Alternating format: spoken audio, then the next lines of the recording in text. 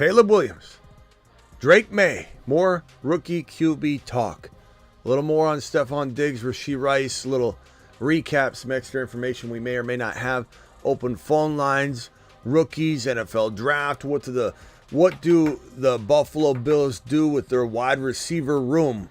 That is going to be one of the most interesting pieces of the entirety of the offseason. We're breaking all that down and more. The Fantasy Football Show 8 p.m. edition begins right now. File on in. Live from the fantasyfootballshow.com studios. It's the Fantasy Football Show. Live! Monday through Friday, 8 p.m. Eastern. Smitty is also live whenever news breaks. From the fantasyfootballshow.com news desk, here is your breaking news. Ladies and gentlemen, we've got a little bit of Drake Maye, Caleb Williams, more Diggs and Rasheed Rice, and other NFL news conversation to be had here. Phone lines will be open very early on because there isn't a ton of brand new news walking into the 8 p.m. show, but there's still a lot of remnants of what we talked about earlier that we need to discuss. We got open phone lines, and we have people that were on the phone line, and a lot of people wanting to voice their opinion about Rasheed Rice, about Diggs reworking his contract, Diggs signing a new adjusted 1-year deal, nixing the other three, voiding the other 3 years of his deal. Essentially, Diggs is now in a 1-year contract, which is kind of remarkable the way this thing is all unfolded. I mean, here's a guy that had a massive contract that was unmovable. His dead cap was too crazy to move. People said I was absolutely nuts for even suggesting it, especially the night before when we said that this is a problem. Diggs is a problem. The Buffalo Bills need to cut the dead weight, and they did, exactly like we predicted on the show. Exactly like we said it happened. And there's so many things going on, though, in this reworking of his deal, because his motivation is he wants to get a big bag after the 2024 season. The reason he wants to do this, if anybody wants to know why Diggs reworked his deal, why did he allow the Texans and his side of the camp to void the 3 years after the season? Because at 31 years old, he turns 32 next season. So this coming season, he turns 31. There's no way he could make it out of that contract and get another contract. He's believing he can get, he's seeing these $90 million, $50 million guaranteed deals. He's thinking that after this year, he's going to get something along the lines of $100 million and $50 or $60 million guaranteed, you know, with the uptick in salary cap and everything. He truly believes that he is special, and maybe he is, and maybe he goes out and absolutely balls. Like, there's a world where that happens, but at turning 32 that next season, it's hard to imagine a team giving him even remotely close to the amount of money he would have got had he stayed on that 3-year deal. But Diggs is banking on himself. Diggs is going to go out and try and ball out. The Texans brought him in for a reason. They didn't bring him in to just ride the bench, but I certainly don't believe in their mind he's replacing Tank Dell or Nico. So he's doing, even though they're paying him $20+ million, and some are going to say you don't have a bench receiver for $20 million. He's not a bench receiver. He's third in the pecking order of a very, very good wide receiver room. And Michael K. CPA in the building says Tank Dell, ugh. I see nothing but amazing opportunities. I'm a different bird. I'm a different bird. I'm a different rare bird. Because when something happens like this, and this, I love Michael KCPA, this is not a knock on him, but the natural reaction, the human condition is to go, ugh, you know, this sucks. And maybe that's because it's a Dynasty League, whatever, but Dynasty Leagues, he's fine. He doesn't even get a downtick in value in Dynasty. Diggs is a 1-year guy. This contract re-signing is a 1-year thing. That makes it even better. But I'm a rare bird because what I see here is opportunity. The moment Diggs landed on this roster, I thought to myself, cha-ching, Tank Dell, 4th round gem right now, turns what, round 6 gem? Tank Dell's already going in round 4 without Diggs in play. Now Diggs is in town. Tank Dell feels like gold. I'm not thinking, ugh. I'm thinking, hooray, look at what everybody's going to say, ugh. I'm taking advantage of the Uggs. I'm here to tell you, Tank Dell is a whole new vantage point for me. I walk in and I see Tank Dell looking like a marvel right now. Tank Dell looks so different in this light than he did earlier. 6th round value probably. I'll take it all day long. This guy is crafty, big play type receiver. You know, you put him in, he might even do better in this situation. Nobody can contain him. You can't guard him. And now you got Diggs making defenses say this is a big name guy. We got to watch him. Tank Dell is going to be the third option for defenses when he's really the 1 or 2 option for CJ Stroud.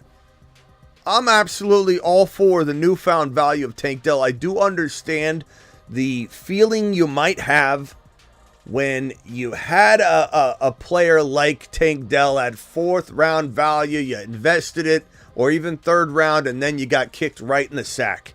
And you're in an existing league, and now you've overpaid, apparently, right? But even if that's the case, we're talking Dynasty. In redraft, you haven't drafted yet. But in Dynasty, his Dynasty value's just fine. This man Diggs reworked his deal. He's on a 1-year deal. Tank Dell is going to the moon. Tank Dell's already on the moon. I'm very thankful for Tank. Take Tank to the bank. We're not worried about Tank Dell. I'm telling you, Michael K. CPA. You don't worry about little Tank Dell. He'll be fine. He'll be fine. Diggs, I think there's a world where he goes crazy, sure. But it's more likely that a man that vanished for more than half a season, it wasn't like he had a couple big games, couple bad games, took some games off. Diggs literally vanished from, he was one of the best receivers in the league, let's give him credit, from week 1 until week 7 or 8 or whatever it was. Mid-season, he dropped off and he never returned. He didn't return during the season from like the week 8, week 9, whatever it was on. He didn't return in the playoffs. He didn't return ever. And so you're weighing out what's more likely, him to not return to form at 31 years old this year or return to form. And I'm going to bank on moving teams is tough for every wide receiver. It's really tough to move teams. And he's done this before, but, you know, it is not the easiest thing in the world. And he's going into a crowded wide receiver room.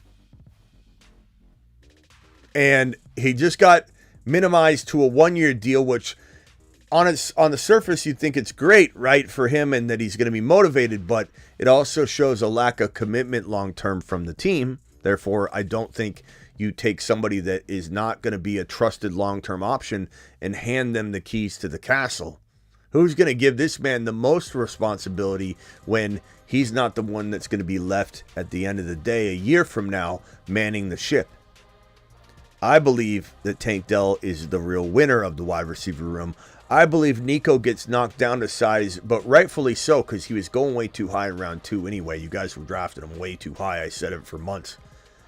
Maybe he falls to the right amount of territory, but even that, I don't like that he's not falling way past his value. I like that Tank Dell didn't deserve to be a 4.1 guy, 4.5 guy. Now Tank Dell is going to be what, 6th round material?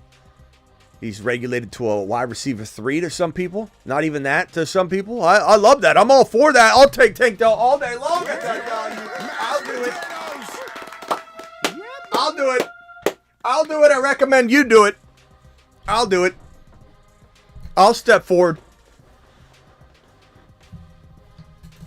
I am very interested in trying to draft all these guys on one team. I very, very am interested.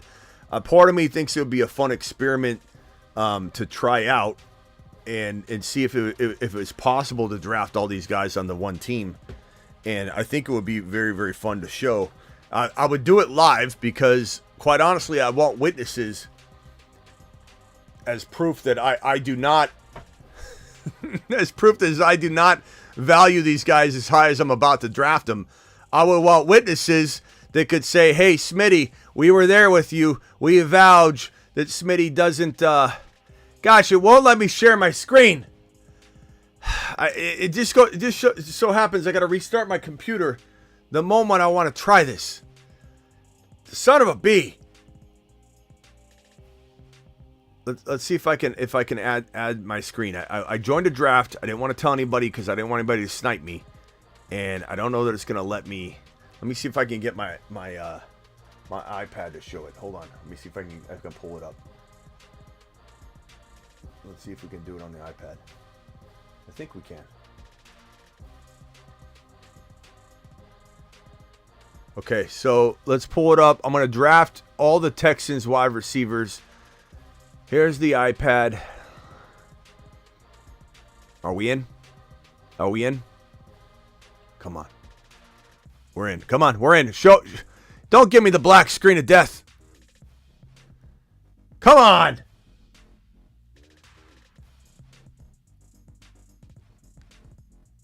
Let's go widescreen. Maybe that's getting the left bar. Hold on. Let's go wide. No. What is going on here? I got to do a whole system restart. Drafting soon.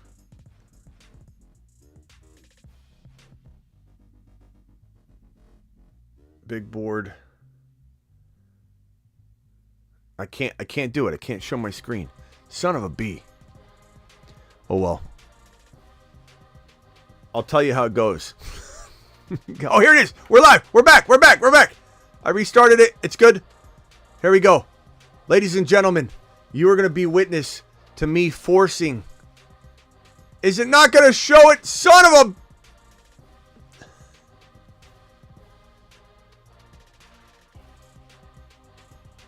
Can you guys see that? It's not showing for me, but up in 8 picks. And quite honestly, Underdog's having a little bit of a struggle bus moment right now. Let's see here.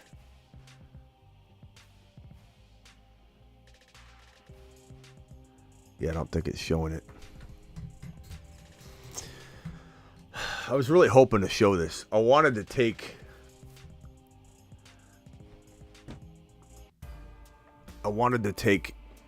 all of these players. Let's see if we can zoom in on this.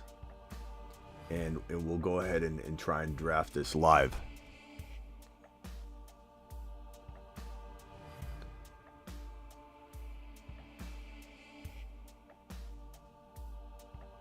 Okay, we're on the clock here in 6 picks. Underdog's making you go in and out right now. I think they're trying to work on refreshing this. I can't. It's crazy because you can't even. Did I even get timed out? I don't even know if I'm timed out or not. This is taking forever. There's a little bit of slowness going on this. We might have to come back and do this later. I don't think I could even draft right now. It's not even letting me draft. Let's go ahead and ignore this. This $10 draft is out the window. Auto draft. It is what it is. Okay, let's get to the rest of this news. We wasted enough time trying to do that. Who's better for the Pats? Honestly, Maye or Daniels. I don't know. I just don't want Daniels in Patriots land. I want Daniels in Washington with Kingsbury. I want Daniels with some wide receivers. I want Drake Maye, who needs time to develop anyway, to go to New England. I think it's just a better fit in general, even though I'm wishing it for a few reasons. This news right here, Caleb Williams is all but a Chicago Bear at this point. It's pretty much a lock, I think, at this point, that Caleb is a Chicago Bear. The only thing that could derail this is something off the field, which I wouldn't put it past this guy to create some sort of controversy. But, you know, at the end of the day, it's like he's scheduled, according to Ian Rappaport, the one visit so far. And it sounds like it's just going to be the one visit being the Chicago Bears. And so there does not appear to be, unless the Bears throw a wrench into this does not appear to be a situation where they're going to be even contemplating another player or a trade down. Anything could happen. The right person could call up and make an offer that the Bears can't refuse. You never know. You never, ever know. I'm on the clock in this draft. I'm tempted to try and do something, but I'm not going to do it. I don't have enough time, and I wanted to show you guys later on tonight. Maybe if I restart my system and it shows, I'll try and draft Diggs, I'll try and draft Stroud. I'll try and draft Tank Dell and Nico, and probably Mixon too, all on the same fantasy roster, and see if it's a possibility to do it. I'm sure it will be, and it'll be a very interesting one at that. Stroud and Dell have built a strong chemistry, says Bare Bones. I agree. That's why I think the best value out of this entire situation is Tank Dell. Caleb Williams is not a player I believe in. Caleb Williams is a player I don't think can lead a football team at this moment in time. Could that develop? Could he become a strong leader on the field? It's certainly possible. I'm not ruling that out. But right now, I don't believe he will succeed in this very high-pressured situation where the Bears have failed to develop quarterbacks. They bring in Shane Waldron, who I don't believe in to be the right man for the job, at least. Not that he's a bust of an OC. Not that he hasn't done good things at times in his career. But he's been in and out of the NFL for the last 15, 20 years or whatever. And he's had his one, OC shot in Seattle, did good with Geno. I get it, but at the end of the day, he wasn't there and was looking for work. And he goes over to this situation, and I believe he's not a what you would call a expert in the field of cultivating a young man like Caleb that has a lot of question marks, problems, concerns. And for me, I'm going to go ahead and say that out of all the players that have the most likelihood of busting at the quarterback position in this 2024 rookie QB class, Caleb by far has the most bust potential characteristics to me. I think that JD5, you have the fact that people say he's too small. I don't care about that. He's 6'4". He's 210 pounds. He's 6'4". He's not too small. I don't care how he's perceived. I don't care what he looks like. I don't care that he seems like he has a slender top part of his frame. I don't care that his elbow has a bursa sac that swells up. It's swelling. It's not a defect in the bone. It's not a broken bone. It is merely a protective measure that is a nuisance on his elbow. If you haven't had a bursa sac before, that can happen to anybody. You fall down on the cement and bang your elbow. Boom, bursa sac develops. It's like a inflation of swelling. It's like a safety mechanism for your body. His so happens to get irritated really quickly and fills up. They got to drain it. That's it. That's all it is. It's nothing defective with his arm whatsoever. Jayden Daniels is an absolute monster in the making. He has the least amount of bust factor, in my opinion. I think he's going to be better than Lamar Jackson. I think that situation does determine how good these guys, become and how quickly they become good. And I just feel like, we're looking at a quarterback in Caleb that is going to a questionable team that has failed quarterbacks time and time again and doesn't have the right thinking in place. And everyone says it's the most talented rookie quarterback's ever been handed, but I'd venture to argue there's a lot of question marks surrounding a lot of it. I mean, Keenan Allen is an older player. His likelihood... Ziggy, how old is Keenan Allen? Ziggy, how old is Keenan Allen? Keenan Allen is 31 years old and was born on April 27, 1992. He turns 32 years old here in April in just a little while. Happy birthday coming up here in advance, Mr. Keenan Allen. 32 years old. Oh, by the way, if you haven't seen this video's up. This guy Jacobs cracked the Moon Man list if anybody's been paying attention. The Moon Man dropping loads in outer Look at him. space. Look at him. Caleb Williams, most likely player to bust in this draft. Number 1 overall pick going to Chicago Bears. And I don't want to hear later that he was the consensus one. Everybody's saying that about Bryce Young. Stroud wasn't even the Bears passed on CJ Stroud. Don't get it twisted. Don't come in here and act like that wasn't something that they passed on. Just because of the Carolina Panthers. And I also like Bryce Young. There's no shame in liking Bryce Young. There's no shame in liking CJ Stroud more than Young or Young more than Stroud. These are prospects coming in. The situations were very, very different. And I venture to say Stroud goes to Carolina. We don't talk about Stroud even remotely close to the same. I don't know that if we put Bryce Young in Houston that we'd be talking about Bryce Young like we're talking about Stroud. It goes both ways. But the Bears passed on CJ Stroud. The Bears passed on CJ Stroud. You can say whatever the hell you want as far as he wasn't the top quarter. He was constantly considered the top option with Bryce Young back and forth. This team doesn't know what they're doing at quarterback. They can to ship off Fields instead of drafting Marvin Harrison Jr. That is how you surround a quarterback with talent. That is how you develop this situation. But Shane Waldron wouldn't have been the guy to necessarily repair because he is broken Justin Fields. So I didn't want Fields in Chicago anyway. It was a catch-22 really, because you cut or you trade away, essentially cutting Fields the way they traded him for a ham sandwich. You get rid of Fields, it's a bad move. You keep Fields, it's a bad move. Why? Because you're setting up whoever it is to fail, and you gave away Fields for a ham sandwich. It's asinine. I'm so glad Fields is out of there. Fields is going to thrive in Pittsburgh. He's going to take Russell Wilson's job. We had word today that Russell Wilson was looking pretty good. He's getting the confidence of his teammates and making good connections, but that's not. It doesn't matter what somebody does in the early part of the offseason. I could land on the roster as a starting quarterback and be talked about as fitting in real well, starting off real good on the right foot. And then you go out and start throwing INTs, or you start going out and not doing it on the field. I think Fields is going to take over. He's going to take over. It's just a matter of time, and I can't wait to see him thrive. Caleb Williams, I'm going to call it bust, and you can say whatever you want on this topic. That's fine. Diggs, we already addressed the Diggs 1-year contract. What that means, Rasheed Rice, if anybody missed the earlier show, Rasheed Rice, his attorney admitted that he was driving the Lamborghini. The Lamborghini was the one that caused the accident. We have people that come in and defend this man. I don't know why. It's such a bad look on you to come in and defend a man that, like a coward, walked off the freeway and left individuals injured.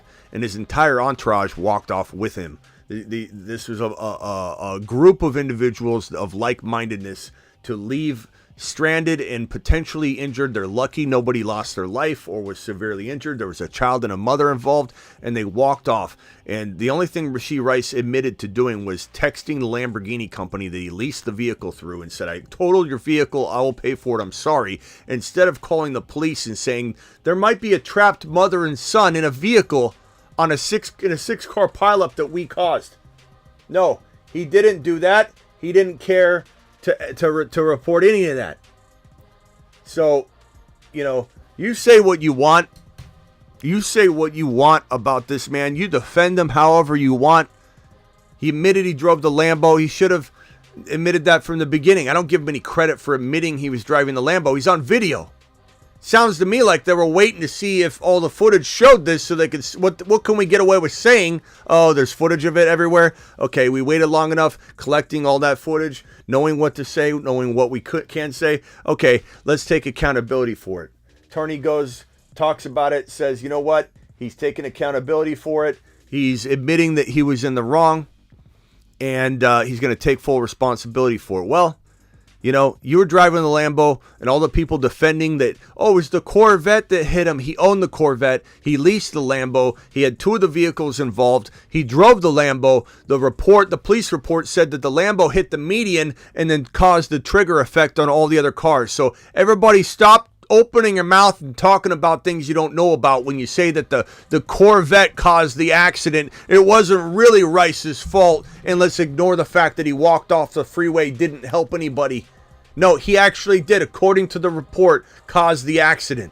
So get your facts straight, first of all. Drake Maye, New England Patriot, sounding like it's more and more the likelihood here of this situation. And it's the best fit, if you ask me, because, like I said, he's kind of more of a project, not a long project, he's a great quarterback, good skill set. But I like putting him in a place where the expectation isn't year one. JD5, the expectation in Washington will be, let's do what Stroud did. Whether they do it or not, that's a whole nother topic and discussion. And it doesn't mean that you're judged on not, performing to Stroud's level and the Houston Texan level. But it's very much a similar recipe. You've got a GM here, I believe the second or first best GM in the National Football League in Adam Peters, and he just got his first GM job. He's been that good behind the scenes in San Francisco. The guy that brought in Kittle, the guy that brought in Purdy, the guy that knows talent evaluation like no other, especially deep in a draft. Adam Peters is going to surround this entire system, led by Kingsbury, air attack, JD5, I believe. And McLaurin and Dotson will finally get on his horse a little bit, we hope. They've got a lot of opportunity. They brought in Eckler. What you can say is he's washed or not. It's a good attempt and move. It's just like the Diggs move. If you bring in Diggs, you don't know what he's going to do, but it's worth the attempt. You bring in Eckler, you don't know what he's going to do, but it's worth the attempt. Eckler, Brian Robinson, McLaurin, Dotson, JD5, and then an amazing draft by your amazing GM in Adam Peters. Adam Peters, this situation is very similar to the Houston Texans situation. A very quick turnaround is in store based on the GM, based on the coach, based on everything that they got going on. I love everything about this Washington Commanders situation, and it's why I want JD5, the one QB I believe that can win now, to go there now.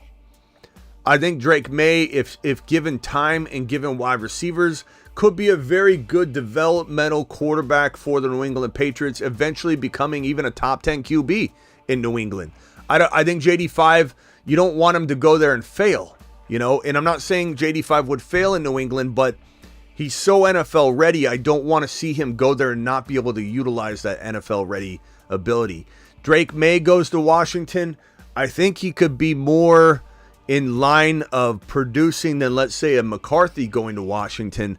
I think he is potentially ready if he's thrusted into a Kingsbury attack, but it would have to be that kind of system to get Drake Maye to produce, I think, right away.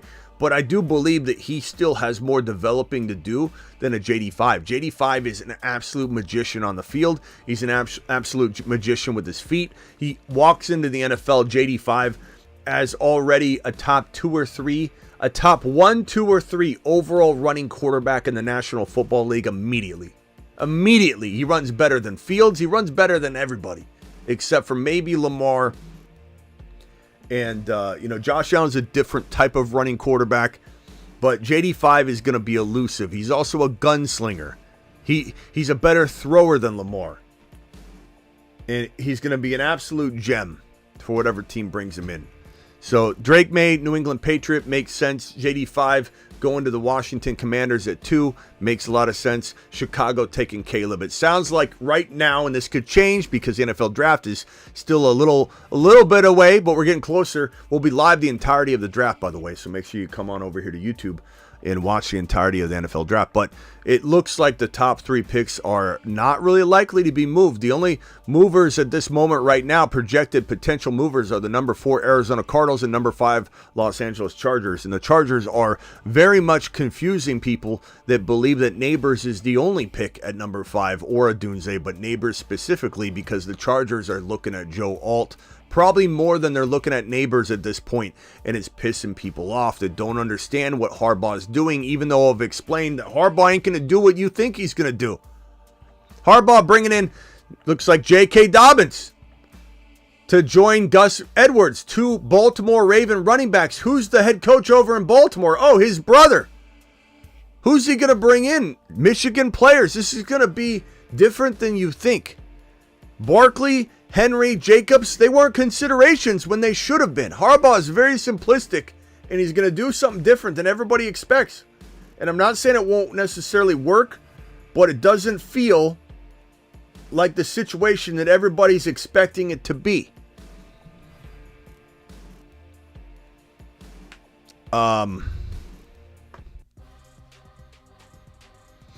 That's all she wrote for the news. So the phone lines are wide open. Dial in, dial in, dial in. I'm trying to draft in this draft I joined.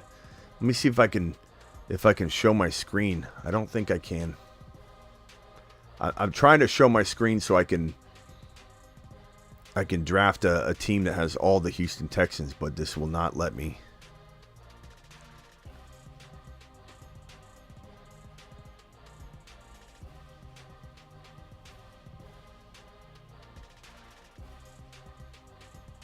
Timed out on Jayden Reed there.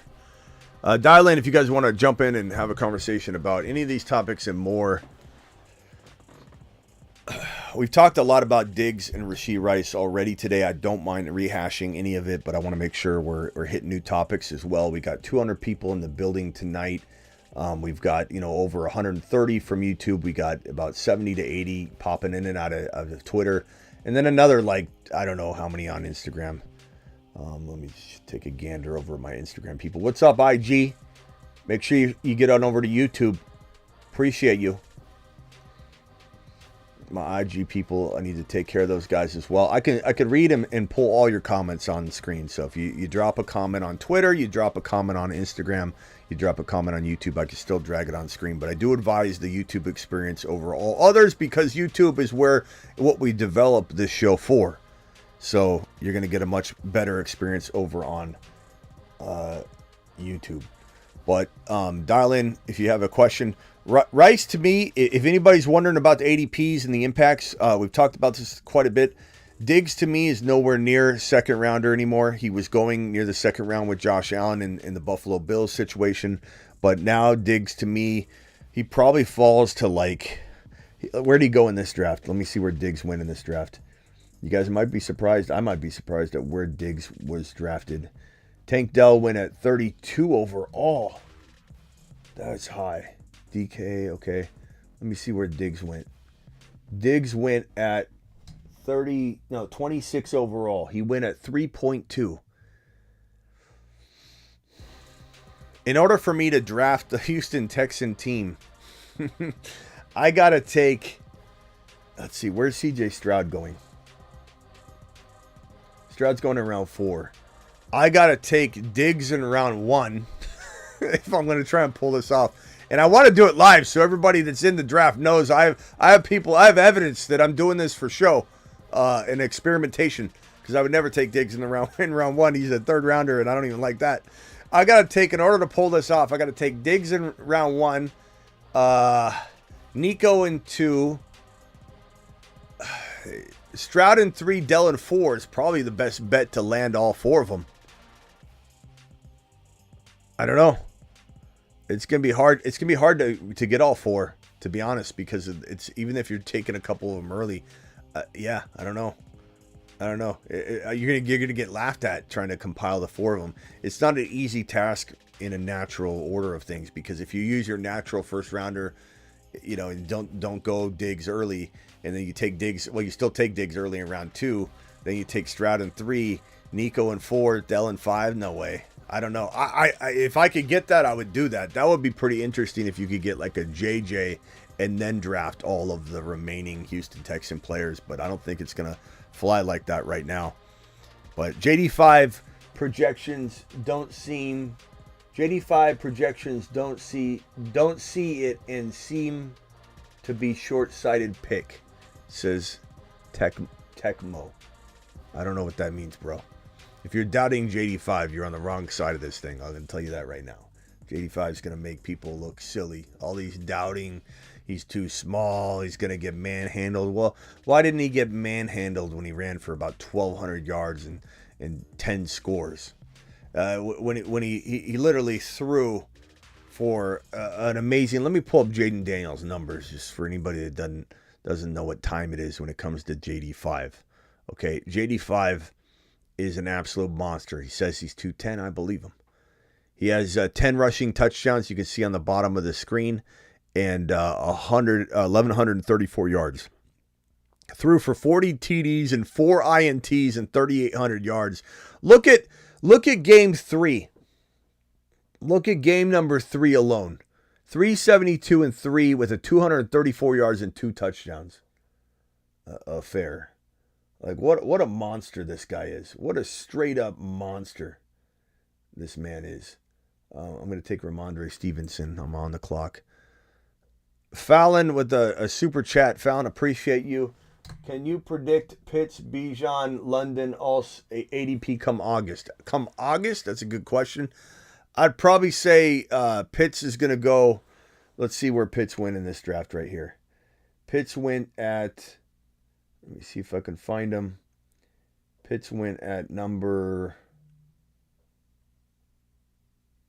He went at sixth round. He went at 6.1. So Pitts went at 6.1. I'd probably say mid round 5 might be maybe where we start seeing him go. I think that's going to make a lot of sense, mid round 5. As far as Bijan, I think 3, 4, 5 overall. Could he go higher? Sure. I think it depends on some highlights. It depends on one coaching comment by let's say Zach Robinson comes out, offensive coordinator, and says, one comment like Bijan's going to run for 1,500 yards. One comment like that, he's going number 1 or number 2 overall. It's that impactful too when you get public support, especially after like a drought of good news and good production for a player that everybody's just jonesing for. And the moment a coach comes out and says something that just wets the beak of everybody around that's been drooling and waiting for this opportunity, and he says Bijan's gonna have 2,000 total yards this year, that commitment that he's gonna be used is all anybody's wanted for over a year now. And that commitment is going to make everybody just go out there and blow their load on Bijan in an early draft selection. There's just no doubt about it. So like August, I say 2, 3, 4, somewhere around that territory. London's ADP, second round. I think he's already kind of lingering in that territory. In this particular draft I'm in, he went at number 13 overall. So that's not normal. He normally goes like mid-second to late second, but he's cemented in there. I don't think any of these are going to be values. I think it's going to be you get what you pay for. So it's not like they're avoids, but you're not stealing them away, Fallon. They're all three going to be very, very hard to get in the grand scheme of things. What's up, Rock Out, my boy, calling in live. What can I do for you, sir? Yeah, when it comes to Drake Maye, do you feel he's like a Jordan Love as far as a project? Yeah, it's a good comparison. I mean, I want people to know Drake Maye has that potential. Could he become a Jordan Love? Absolutely. He certainly could. Do I think he's set up to be yet? No. And Jordan Love wasn't Jordan Love coming out of college. Like, I think people need to understand that too. Like, I wasn't super high on Jordan Love coming out of college. I'll admit that to every single person in here. That doesn't make me ashamed of myself. Sometimes the quarterbacks, they'll develop in the game, in the NFL game. Sometimes they'll develop later. I wasn't as high on CJ Stroud as I should have been. And I know quarterbacks are one of my wheelhouses, man. I'm so good at predicting quarterbacks. And sometimes even someone that I think does very good at that you have to wait and see them develop at the pro level. Sometimes you just don't know what their capability is. Drake Maye is just one of those guys that could go either way, and he just needs to go somewhere where he doesn't get given up on. He gets supported properly. He gets proper weapons. My concern with New England is they don't understand what a wide receiver looks like. I'm hoping that is going to change, but so far it doesn't feel like it is.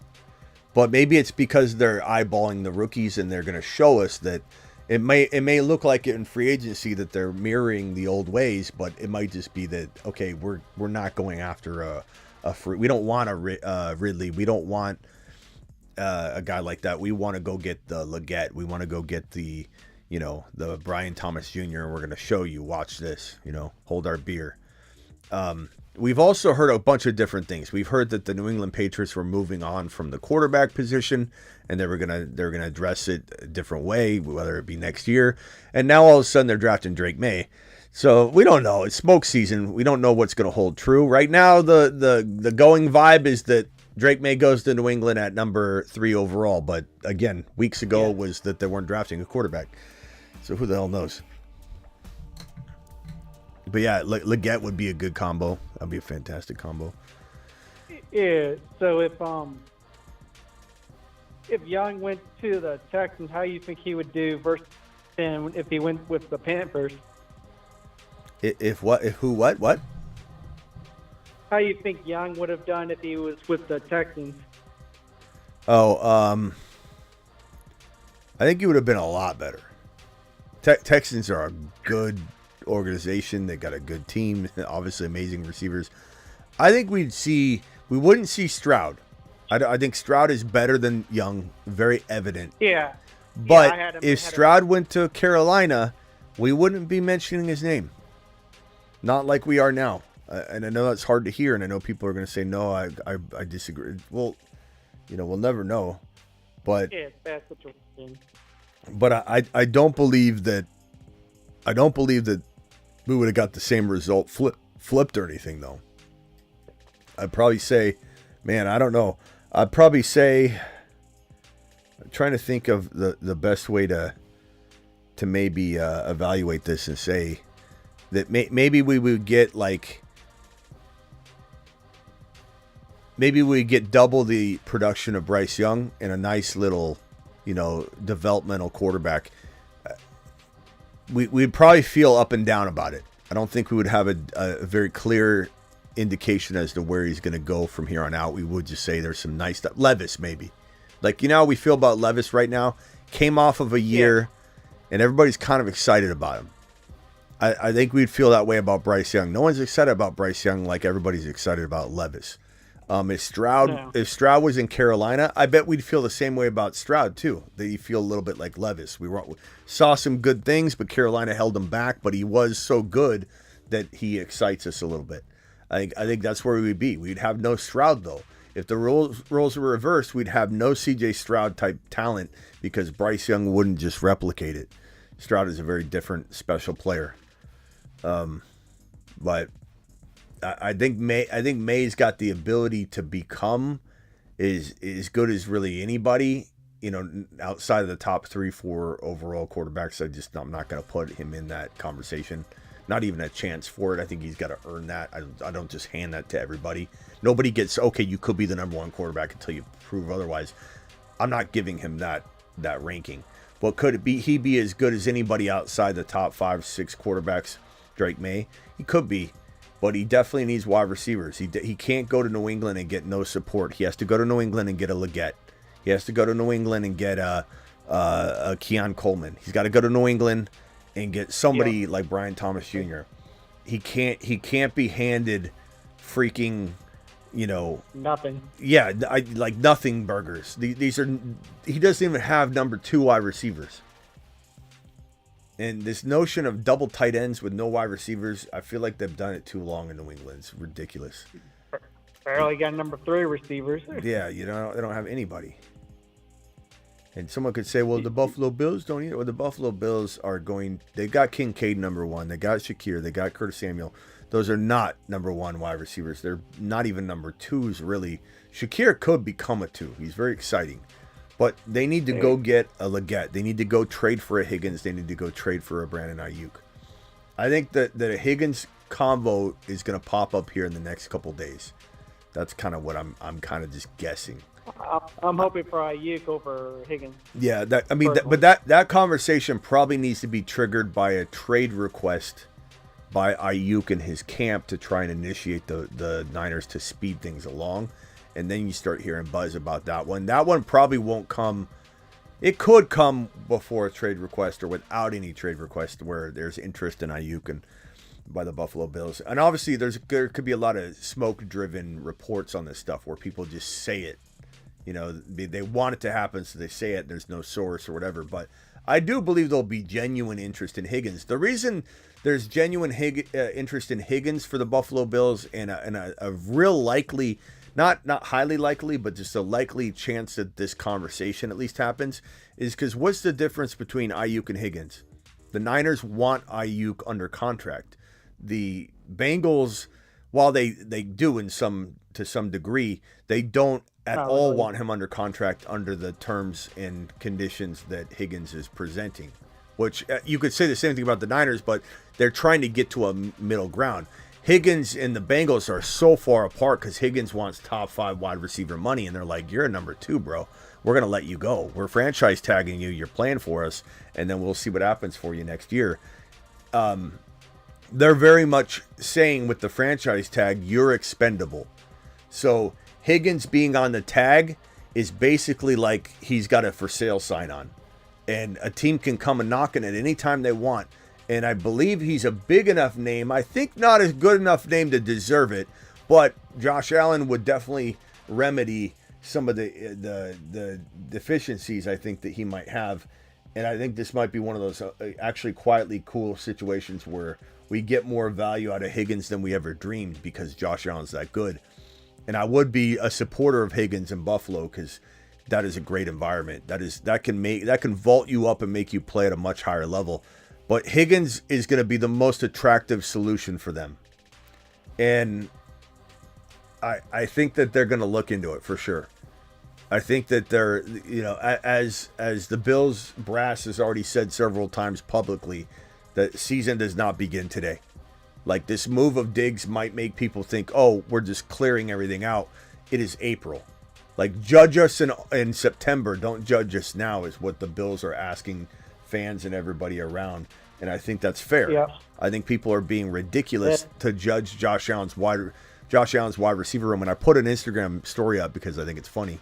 Not because I actually believe it, but that makes fun of the wide receiver room. And they're all like unknown guys. It's a spoof on my IG. It's pretty funny. But they're going to fill the seat. If it's a Leggett or a Keon Coleman or a Brian Thomas Jr. or they trade up for a Dunze, which I would do. I would give up a future first rounder and the number 28 overall. I would give up the 28 overall and a future first rounder to get Rome Odunze in this top 11, top 10, because he's probably going right around top 10. Move. I would do it. It's worth it. He's a generational talent. Don't tell anybody I'd give up more. I'd give up more than a future first rounder to move my 28 up to get Rome Odunze. I don't care what anybody says. You can say whatever the hell you want. That's how I feel. That's worth it. He is a potential top 5 generational wide receiver, and he's doing it live. Runs every route. Absolute just connoisseur of the game. I'm all for it. You think Minnesota trades up with Arizona? Perps gifted 20. I'm sorry, Perps. How did I miss that? Perps gifted 20 gifted memberships. Perps activated Perps activated the case.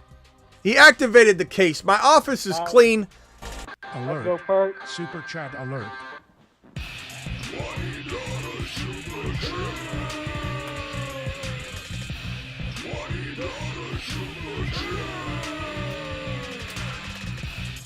Alert. Super chat alert.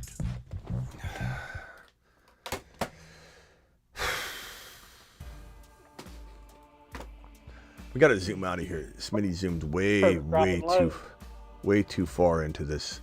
Here we go. All right, we Perps activated the case. Hold on, rock out. Let me go ahead and drop this on my head here. Alert. Super chat alert.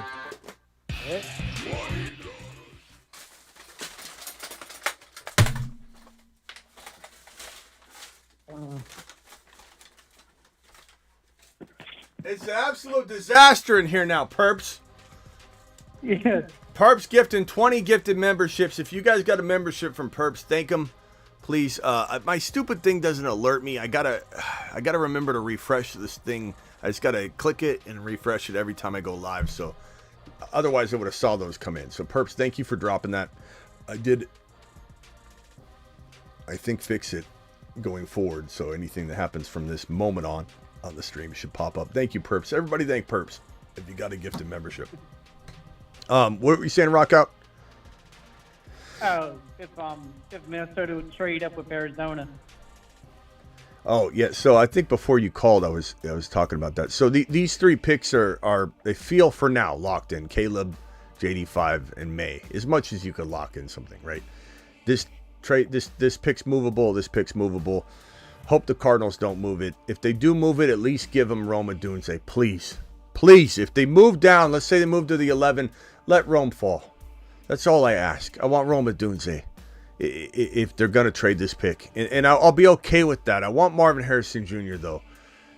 But this pick's tradable, or it could be Joe Alt. Either way, Neighbors feels like less than a 50% chance of going to the Chargers. And the reason I say less than 50% is because but the reason I say less than 50% is because I think there's a percentage chance they trade the pick, there's a percentage chance they take Joe Alt, and then there's a percentage chance they take Neighbors. And so, I don't know that those are all equally likely, but let's just call it 33% chance each one of them happens. And in the Neighbors percentage, it could be a Dunze or Neighbors or Bowers. Like, you don't fully know, but I would call it a 33% chance, just spitballing it, that the Chargers take Neighbors or receiver. But they could trade out of that pick. But I don't know what happens if the Cardinals trade out with Minnesota, which again is the most likely, 11-23 for the 4 overall. And let's say the Chargers or the Cardinals trade out and the Vikings take McCarthy here. And let's say Joe Alt goes 5. This will be insane if Marvin Harrison Jr. is still on the board for the Giants. The Giants will take him. I think they should. And that will be crazy because there's no quarterback there. And then does Tennessee go Neighbors and say we can't pass this up? Does Atlanta go Neighbors? They can't pass it up. Neighbors in a Dunze. Does Chicago say we got to go Neighbors? We can't pass this up. Then Caleb and Neighbors. Then everyone's going to love Caleb, but I still don't know that I will. Although I won't necessarily hate Neighbors because I think Caleb can still throw the ball. Doesn't mean he wins. Doesn't mean he's a winner in that situation. Real quickly, let me go to Lucas from Cali. Lucas, my boy, Lucas, what can I do for you? Thanks for waiting so long. No, I'm good. Thank you for taking me.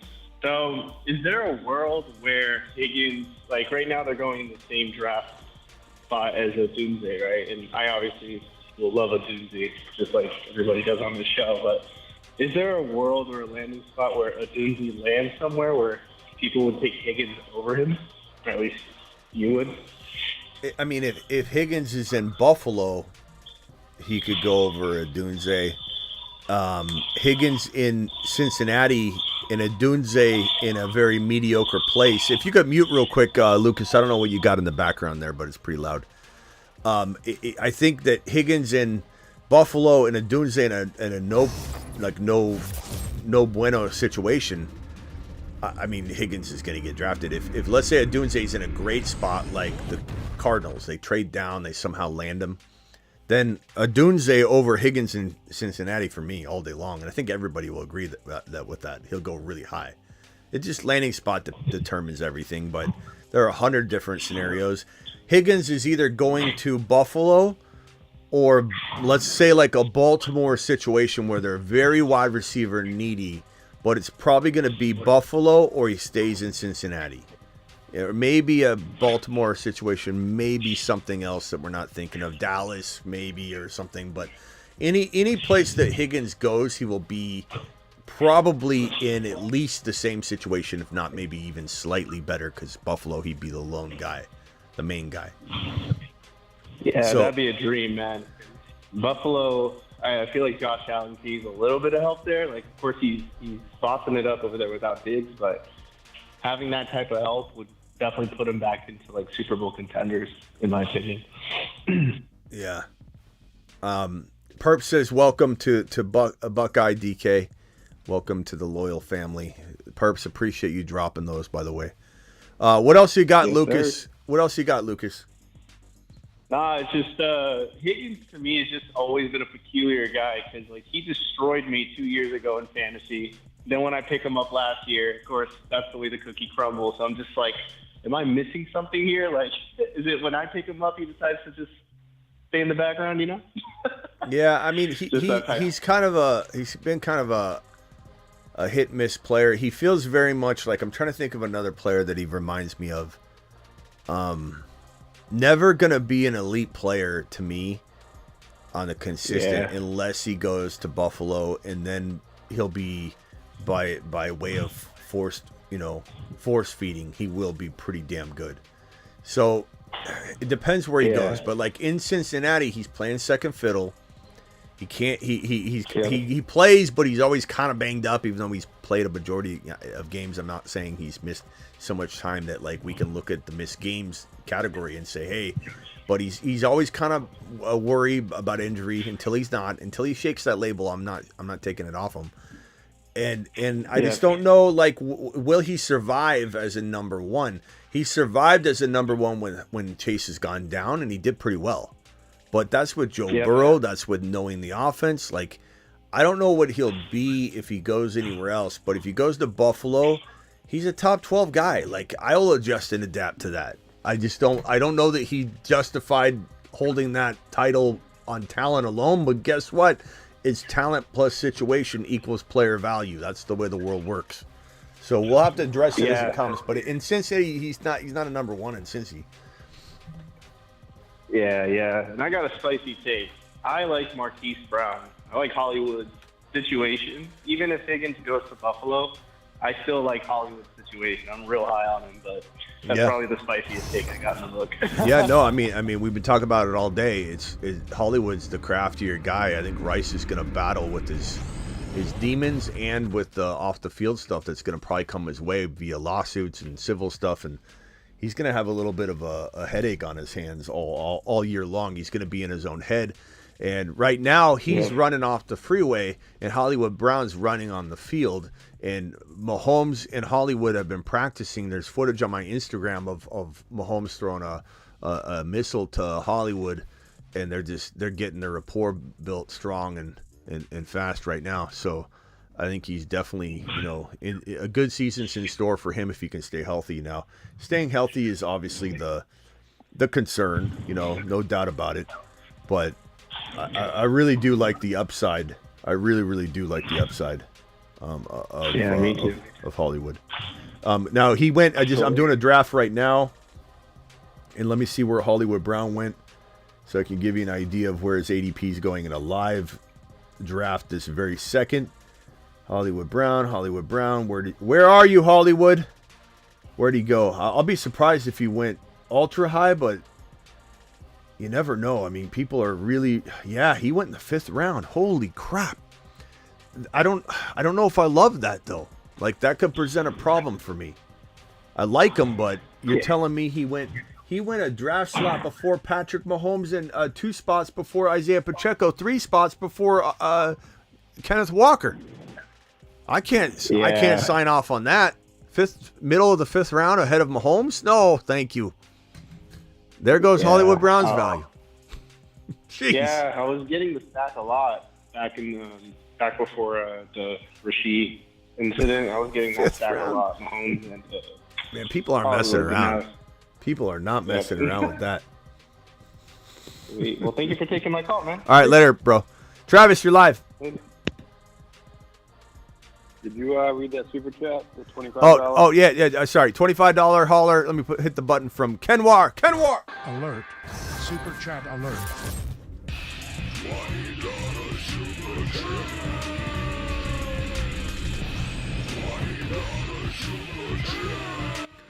Kenwar dropping it like it's hot. Perps just dropped another 20. I got to celebrate that in a second. Kenwar says, Superflex Dynasty need to fill QB wide receiver. Who should I be eyeing at 1.6, 2.1, 2.3? My roster and QB are Love, Minshew, Ritter, Gibbs, Monty, Kenneth Walker, Garrett Wilson, Ridley, Dobbs, tight end, Ferguson, Goddard. You got good tight ends. I like that running back room is crafty. Your wide receiver room with Garrett Wilson, Ridley, Dobbs is probably a little less, I would say, deep as your running back room. So you're obviously looking at that. Let's see here. So it's a Dynasty Superflex. You got the 1.6. I mean, to be honest with you, bro, that's such an awkward pick. I don't know who's available and then what wide receiver you're looking at. I am not going to force taking a McCarthy over a Neighbors or a Dunze. I just don't care if it's super flex or not. It doesn't change I don't force it and draft a position. But would I take a JD5? Of course. But will he be gone by 6? Absolutely. Your top 3 quarterbacks will be gone. Then Marvin Harrison will be gone. That's 4 picks. And then you're borderline going to see Neighbors or another quarterback go. It just depends, man. It depends on if Penix Jr. is still there, and for whatever reason he's doubted, he's my second quarterback. I like him. Maybe, depending on the landing spots, I might like him more than drafting a Bowers. But I'm going to say initially, Kenwar, Bowers and Odunze are my picks at 6 unless the right quarterback falls. I love Penix Jr., but I just don't know if I'm going to take him. Depends where he is. If he's in Minnesota, that could be pretty damn good. And we'll have to take it as it comes. But I just, Odunze's elite to me. Odunze's elite to me. Bowers could be tight end number 1 within 2 years. So those guys take precedent right now. If I'm giving you the advice right now, Kenwar, I cannot condone passing on Odunze or Bowers because the quarterback position is not 100% set up for you, and you just force it. But I will say that it's the key word is you said superflex, so you're not required to start 2 QBs, so you have Jordan Love. You're not in a bind. You know, it's ideal to have 2 QBs, obviously. It's ideal to have 3 because of bye weeks and everything, but you're not in such a bind that you have to force something. I would take the best player available, and let's address that as it comes. But superflex is different than mandatory 2 QB. Let's go ahead and hit this super chat from Perps. Perps with a 20. Alert. Super chat alert.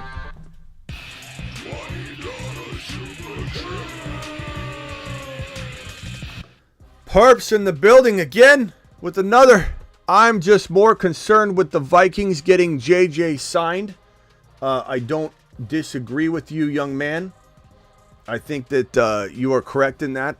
And getting him a quarterback. If JJ leaves, I'll be in search of a new team. Sam Darnold isn't the answer. Perps is not happy with where his team's going. Now, I will say, Perps, you're opening the door to a big Ron Navy incoming comment. Because Ron, you know Ron and how Ron holds on to things. Ron's gonna come in here, race in here like a racehorse and be like, You wish for Kirk Cousins to be gone? Now you don't have Kirk Cousins and now you want a new team. He's gonna be very, very upset at you for wishing for you. wishing ill will against his little Kirky poo.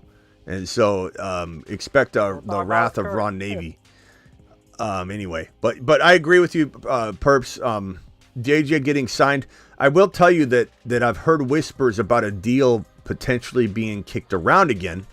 And this is one of those things that with JJ, he's quiet. You know, he's just doing his own thing. And this has been a little bit under the radar. I wouldn't be surprised if something just got announced and we're like, holy crap, look how quiet that was. Because I'm hearing that there's potentially some talks going on. If he signs a $30 million deal, $30 million a year, 5-year deal, 80 to 90 million guaranteed, let's call it 90 million guaranteed. Aiyuk we're going to have a problem on our hands with Aiyuk. Because there's no way he's getting that money. No one's dumb enough to think he's going to get that money.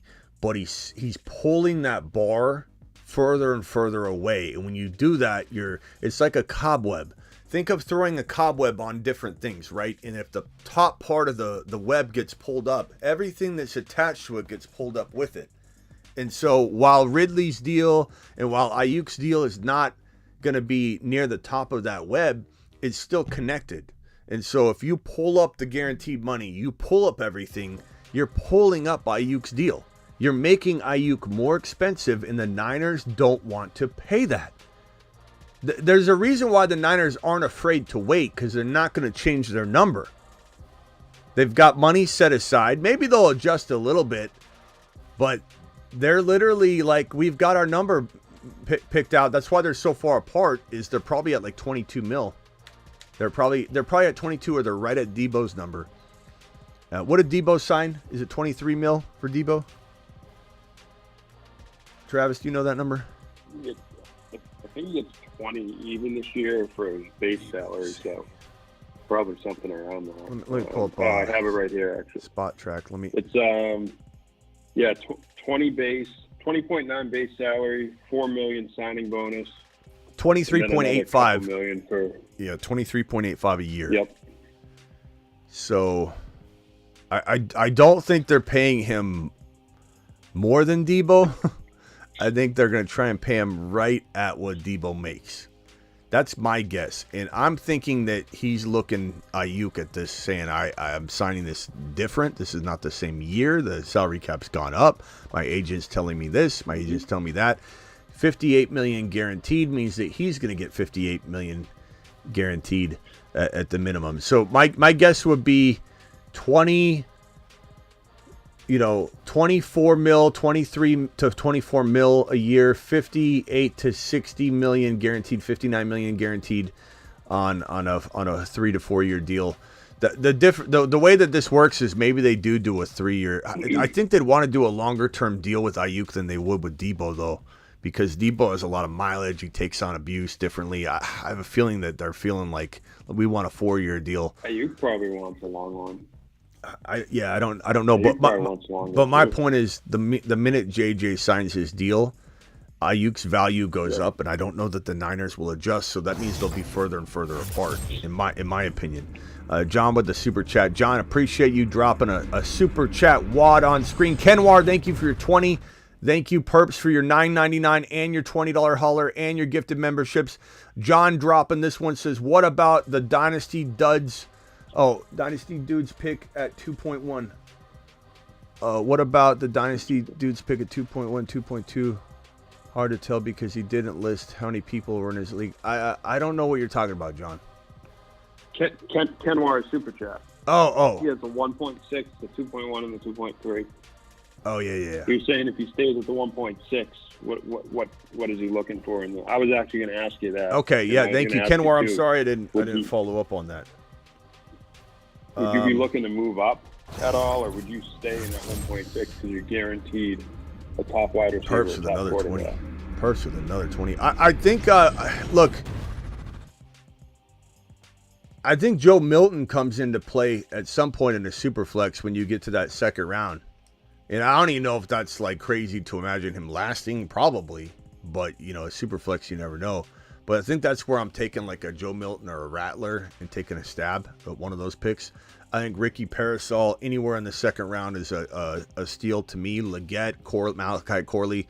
I'm looking at all those guys. Yeah. I'm also looking at probably the second best running back, or maybe even still the first best running back on the board.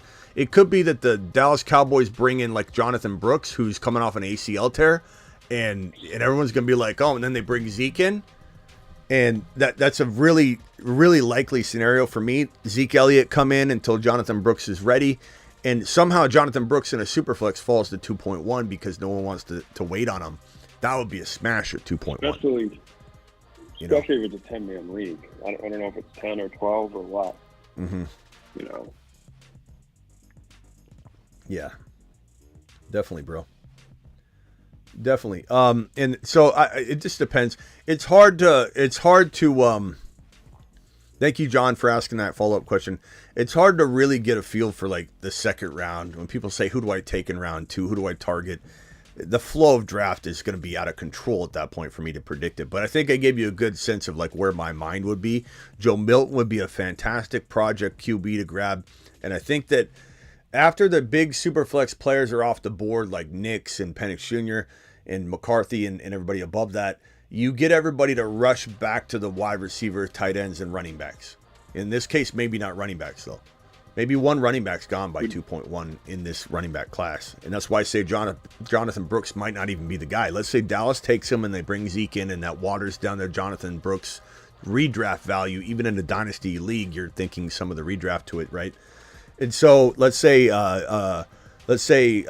Trey Benson goes to a pretty decent, good situation. He becomes the number one running back. Then that's when Jonathan Brooks would be available. I'm trying to think of another scenario. That's probably where I would go with it, bro.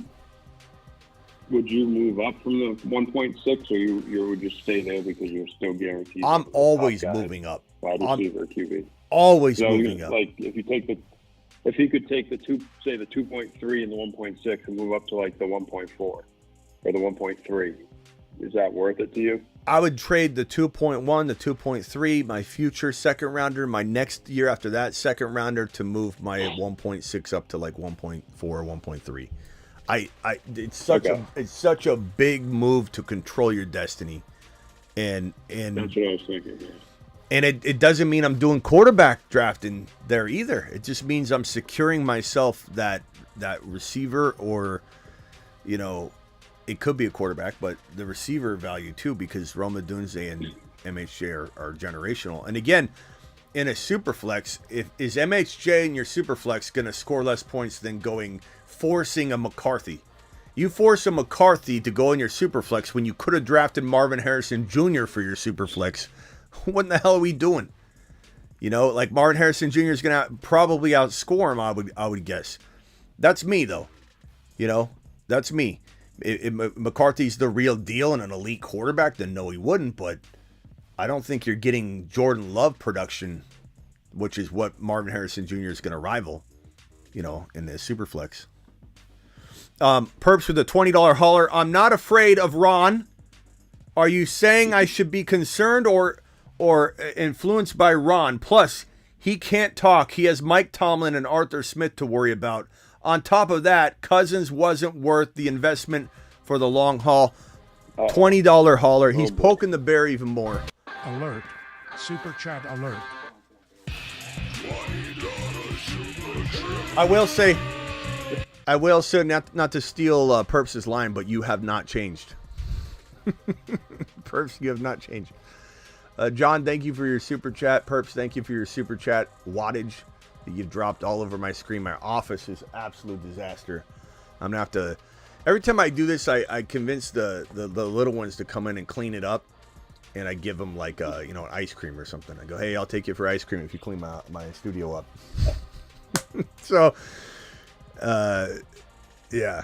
So it looks like we're getting an ice cream cone tonight or something. Because there's dollar bills all over the place. They're wedged in the cracks of all the furniture. There's one in the Joe Burrow helmet right here. I don't know if you can see inside the Joe Burrow helmet. There's one in there. There's some in the wall. They're hanging on by a thread. Perps absolutely just destroyed this place when he opens up the suitcase. What else you got, boys? Who else is on the phone right now? Just Rock Out and Travis. Rock Out, you got anything else? Phone line's open. Hello? All right, you're going to do a live on Josh Jacobs on Dynasty? We could. Yeah, we could tonight. Wouldn't be a bad one. That'd be a good one. Some, running. Yeah, I remember you said you could do that, but other news came about. You know what I also want to do is I'm going to do a Gibbs video, a Kyron video, a Brock Bowers video. Those three videos need to be done. Okay. Gibbs going in the 11 to 14 range right now in best ball underdog fantasy drafts is just criminal. That's almost as criminal right now as the situation going on in KC. Or actually, it's not KC. Right. It's in Texas. The whole thing on. I missed part of the beginning of the show. Did you cover the thing where the Bills blocked Diggs from request? They let him request a trade anywhere but KC. No, we didn't cover that. No, we didn't. We didn't cover that. I only saw it like a few places, so I wasn't sure if it was like 100% thing or not. Did you see anything on that? Or? I heard rumblings, but I wasn't sure what was true about it. Diggs had to pay $100,000 to the Texans for letting him give up the number 1 overall or the number 1 jersey. The Diggs paid $100,000 to Jimmy Ward for the number 1 jersey. That news just broke a few minutes ago. Nice payday. Yeah, Diggs doing that's like a Lambo. Yeah. That's like one of Rasheed Rice's vehicles that he's just giving out. It's like almost. It's like $230, I think. Yeah. What do you think about Fields going to the number 2? Which Russ Wilson wears 3, right? So everyone's like number 2 means QB2. Well, then who's QB3? Russell Wilson's.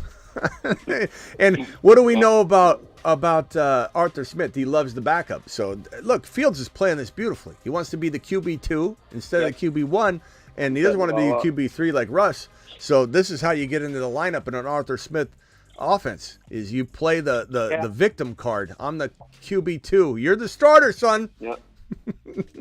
Planting the seed in his head. Planting the seeds. Diggs number one. When you were talking about people keep talking about JD5, always too small, this and that.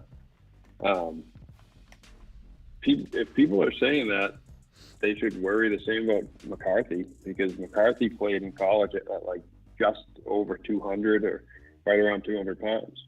Yeah, I think they're going to say at 219. I think they're going to say he didn't run his 40 either. You know? Yeah, I think they're going to say that JD runs so much. When you run for 1,100 to 1,200 yards and you're getting hit constantly. I will say that, like, if I'm being completely honest, there are times where he get hit and he get hit hard and it looked like he got stopped dead in. But the other part to that too, though, is like, how do you get 1,200 yards rushing if he's so easy to take? Like, I get it, but it's, there's a give and a take. Like, you're as elusive as that. You're kind of, Lamar Jackson and JD5. Neither one is less elusive than the other, and the size doesn't hold JD5 back. It's just, I think people are worried about him taking the wrong hit or something, but I'm not worried about that. I'm not worried about that at all. I don't think that that's a concern. Not to mention, he says he's 210 pounds. Everybody at the pro day and the combine said, what they talked about him at least, said that like the lower half was not an issue. Pause. But it was more so like he didn't have, maybe he was a little slender from like the waist up, but that's fine. It all works. He's gonna put on NFL weight. He's gonna eat NFL food. He's gonna hang out at the NFL facility. He's gonna have NFL trainers. He's gonna level up every single part of his workout routine and training regimen. And if he weighs let's say he weighed 205 and he's fudging it a little bit. He'll play at 215. He'll at least gain 5 pounds at the NFL level, working out and lifting, and 6'4", 215 pound QB is just fine. He's 6'4". I'm 6'2". He's 2 inches taller than me.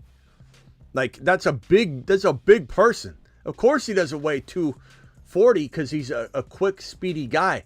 Like, if you put him down to, let's say, 6'1", he'd probably equivalently weigh like 222 or 225. Like, he's 6'4". Like, 210, 6'4" is a big, massive man. It's just insane to me that he's small at 2. If he weighed 185 or something, I could understand that. But I'm not even worried, because how many people have told us how wrong we were about Tank Dell? He's too light. When's the last time? Hey, Smitty, this is Eric, the Excel sheet. Eric, when's the last time? Tell me now, Smitty. When's the last time a 180-pound wide receiver did well? Well, I said, hold my beer, Eric, and watch Tank Dell show you. Because there's the evidence right in front of you. It's just in the future waiting for you, Eric. And it sure was. And you can say Tank Dell got hurt because he's small. He didn't. He got hurt because he was sent in to block. Or actually, he decided to, apparently. He got sent in to block, got crushed by offensive linemen. And you can't tell me that if he weighed 198 instead of 180 whatever, that his leg wouldn't have snapped. Like that it was bad luck. Fluky. It wasn't like your leg or my leg's going to hold up better in that scenario. It was not something where he got just hit and leveled and he was injured because he got hit. His leg got smashed. Like, your leg isn't all that much stronger because you weigh 15 pounds more across the entirety of your body. And that's what it makes me even more excited for Penix Jr. is that he is bigger. He's like, what, 6'3", 220 or something, and he just ran, what, a 4.5? I mean, yeah. I think he can do a lot more than people think. I mean, the only knock you keep hearing is, the underneath stuff, but it's like, we'll see how much that holds up once he gets with NFL coaches, and NFL playbook, and all of that, and NFL receivers. And I know he had good receivers in Washington, obviously, but I think a lot of people are overlooking how good of a passer Penix is. Birds aren't real. Tank was a nice surprise. Well, he wasn't a surprise in this channel. Birds aren't real. He was. This was fully expected. But yeah, I think Penix Jr. I don't think anybody can, in their right mind, come on this channel again and say he doesn't run. He can't run the ball. Like, he's not a running quarterback. We don't really know what he is, and he said this himself when they asked him in an interview. And this is the most eloquently spoken quarterback at the entire combine. This is probably one of the most eloquently spoken players, period, in the entire NFL draft. Like, he's an impressive individual. And when they interviewed him and said, what is something that you wanted to answer question-wise that people have of you? And he's like, that I can't run. He's like, just because in my offense they didn't ask me to run, they didn't design it for me to run, and I didn't need to run. We just slung it, downfield, 70 yards. I wanted to prove to people that I'm actually capable of running.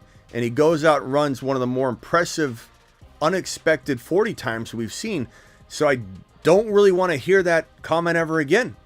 Because this man ran what was his time? Yeah. 4.57? Yeah, 4.5 something. Good God. Yeah. The guy's moving. Like that is a fast quarterback. I don't ever want to hear he can't run again. Just because they didn't do it or use him. He basically said that. I wanted to prove to people. Yeah, for sure.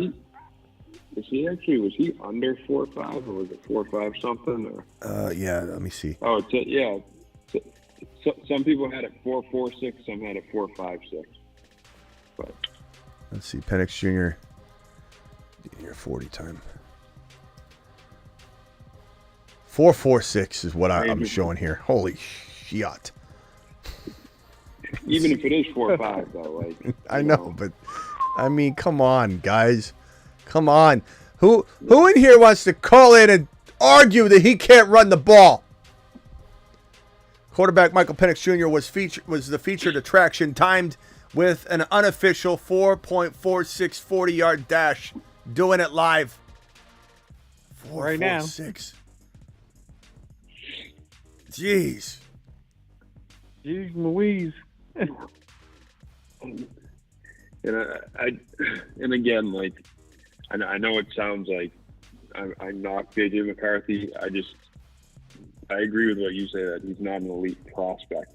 He could be great. I don't know, but like the number one defense you keep hearing of McCarthy is, oh, he's a winner, and it's like, well, I don't, that's an intangible. I want to hear that. I want to hear that he's got a great arm and that he can run and he can. The things that you do on the field. Yeah, that's a team he's a winner when you have to back it up. Yeah. Team intangible is winning. Winner. I'm not saying he's Tebow, but that was the defense for Tebow all the time. Yeah, and McCarthy, there's a lot of excuses too. It's like, oh, he was taken off the field a lot, so we did. Oh, okay. He would win. Oh, okay. Team category, statistical stat. Okay. And then, he wasn't asked to do as much because they ran the ball out. Okay, there's another. Like, all it is like a bunch of stacked up. If all these cards were different, you would have seen a different, hand. And that's great and all. And I agree that there's a lot of things you can't rule out for him, but that doesn't make them true because we don't, like, just because he didn't play every snap because they got up and they took him out, doesn't mean you get to insert numbers for him. Just because the team didn't need to throw the ball and just ran the clock out, doesn't mean you get to then insert stats for him. It's just that's the part I think with McCarthy that people don't understand is like he hasn't proven it. You can say by the eye test he looks very, very solid and he's got a good arm and he does great, party tricks on the practice field for sure, but guess what? A lot of other quarterbacks that failed did those things too. That doesn't really do anything. And this whole thing about throwing off your left foot and back foot, those aren't as impressive as you might think. Like, the last thing you want your quarterback doing is not throwing with good form. And just because a guy can throw off of his back foot 60, 70 yards down the field, he's got no one blitzing him with no defenders on the field and he's not throwing properly. Like, why is everybody impressed with the left foot throw? Like, why is everybody impressed when you're in a combine environment or a pro day and you throw the ball up just a tad bit higher, you put more air under it when it's going to get picked off at the NFL level that way. Any wide receiver is going to get under it. They'll slow down, they'll speed up, they'll slow down. I could literally go out there and throw missiles into the air, and the wide receiver is going to do his damnedest to adjust a perfect speed to get to it where it makes a lot of sense and by the eyeball test. That's what this is. A lot of NFL quarterbacks need to throw a football that's lower than the goalpost when they throw a 50-yard dart downfield. It needs to be lower than the goalpost. It can't hang in the NFL. You throw a missile up in the air time and time again, it's going to get picked off. I'm not saying that some deep, shots, street plays don't go high in the air. I'm not saying Aaron Rodgers doesn't throw a ball up in the air. I'm just saying, like, for the majority of your passes need to be low passes. That's the definition of a NFL-ready quarterback. You don't want that ball hanging in the air. Those are getting picked off 8 times out of 10, unless it's a free play. Yeah, he just that's the worry I have about him is that, and I know they say, oh, it's not his fault, but he hasn't really been in those situations where he had to carry them for more than a quarter or two at the most, and maybe he can do that, and he might show everyone he can, but he hasn't really had to do it. The 27-0 thing is great, but there's been a lot of games where there is no pressure, on the field or on his shoulders at all to win the game, Yeah. I know I'll get burned for that in the chat, but I don't.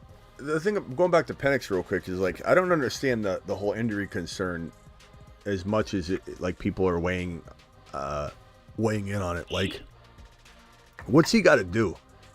Like, how many games in a row does he have to play to make people say, okay, those injuries sucked, but the guy literally played 2 seasons straight after he had those injuries? And granted, there were a lot of injuries, but that's why he stayed in college so long. That's why he's a little older, because he had to prove it. He knew he had to prove it, but he played 2 straight seasons, and people are still complaining about 3 years ago. And he's turning 24 in May. It's not like he's like 25, 26, 27 years old, 30s around the corner. He's just turning 24, which is, a little older, but still a young man, Yeah, I'm not worried. I mean, look at Jordan Love, how long Jordan Love sat. How old is Jordan Love, by the way? Jordan Love. I would ask Ziggy, but he doesn't know. Jordan. 26. 20, turning 26 in November. So, year and a half. Yeah, let's keep in mind that, if Love can sit and not be judged for it, and he's about to get a big payday, then how are we going to sit here and judge, Penix Jr. for playing 2 straight years? Too, because halfway or even 3/4 of the way through the season, people were still saying Love is trash. Oh, I know. I remember being in here. Off. I remember being in here shaking my head at all the negativity on it, because it was my own chat. They're like, I can't believe I drafted this bum. Thanks for nothing, Smitty. I got that on Breece Hall, midway through the year. I definitely got that on Gibbs midway through the year. Smitty, thanks a lot. I'm never drafting Gibbs again. Thanks, you misled me, you ruined my team. I can't tell you how many messages we got on Gibbs and Breece Hall for that. But I rightfully got it on Trevor Lawrence. But Jordan Love was one of my biggest Superflex winning recommendations in all of Superflex 2023. And he smashed for people. And there were people giving up on him left and right. He started off the season hot, and then he cooled off. Then he had some ups and downs. He had Christian Watson in and out of the situation, and he had to endure Aaron Jones getting banged up.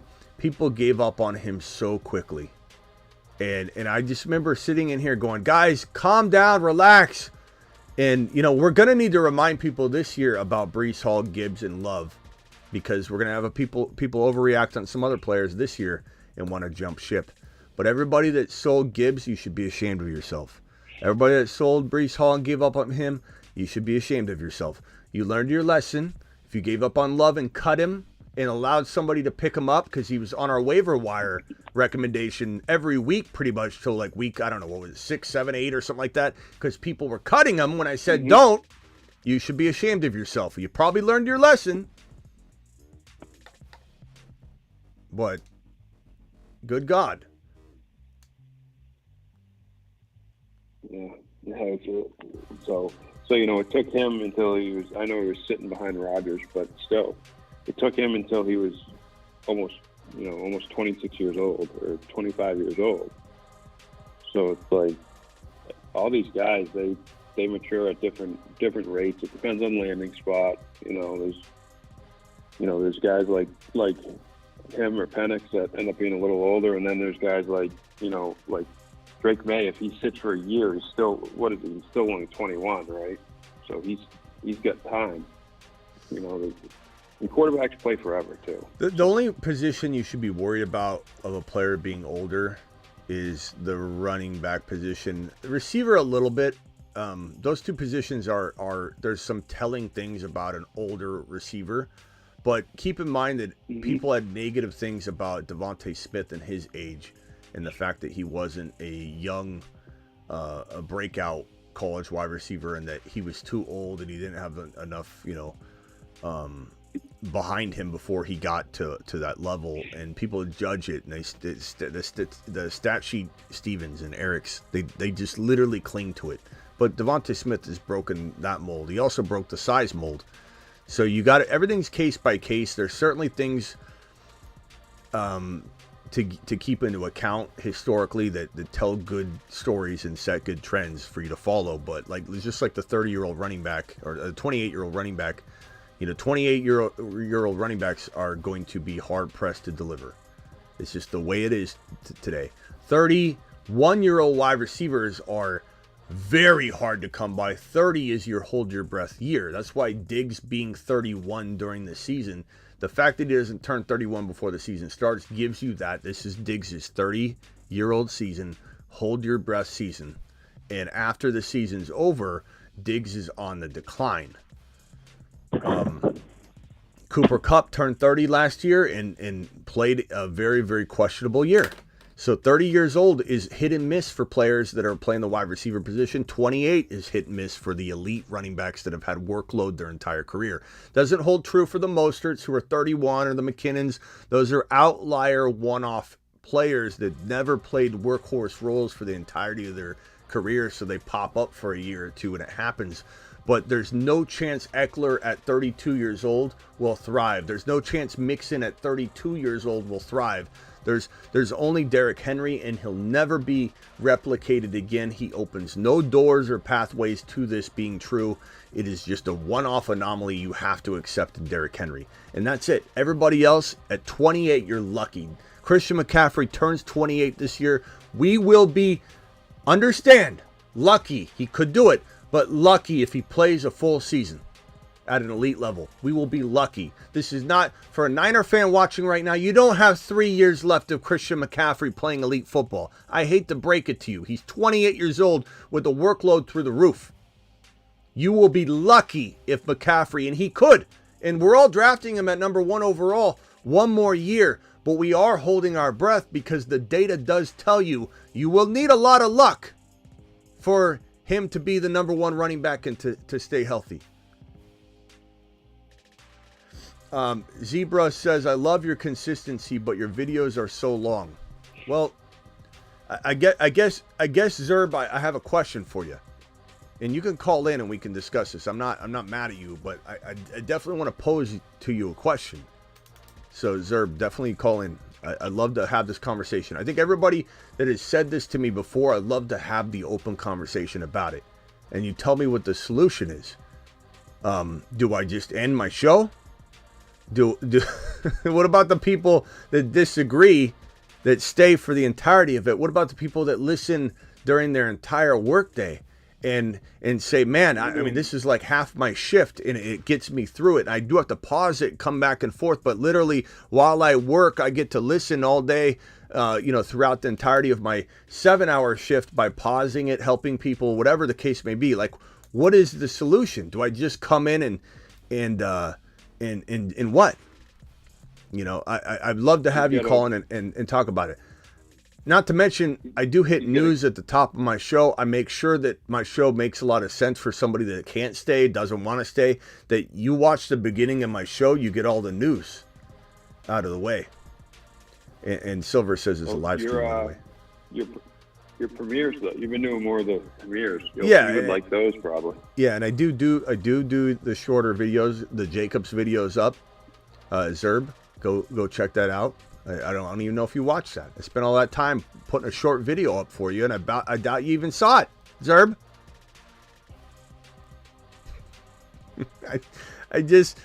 I mean, can you imagine if I say, you know what, guys? There have been 4 or 5 complaints about the videos being too long, so I'm going to cut my daily show down to 12 minutes. Do you imagine imagine what would happen to this channel? What in the... the news? I love you, Zerb, but I'm just telling you don't have to watch the entire thing, but also, I mean, you can pause it and come back. I mean, you're going to get a lot of information from it. So, yeah, like you said, Silver Rapture made a good point. Live streams are kind of go with the flow, I just never I never understand the you got to make these videos I hear that a lot though, but it's not enough to where it's right. It's not correct. Zerb, you're correct in that more short videos would help you, and I have been uploading the premieres and shorts, and I am trying to get to the point where I put at least 1 10 to 12 minute, not like cut up video of a longer live stream, an actual new piece of content, 10 to 12 to 11 minutes, whatever. I'm trying to do one of those a day. That's my goal for this upcoming season. So Zerb, that will help you for sure. You'll enjoy that. But this is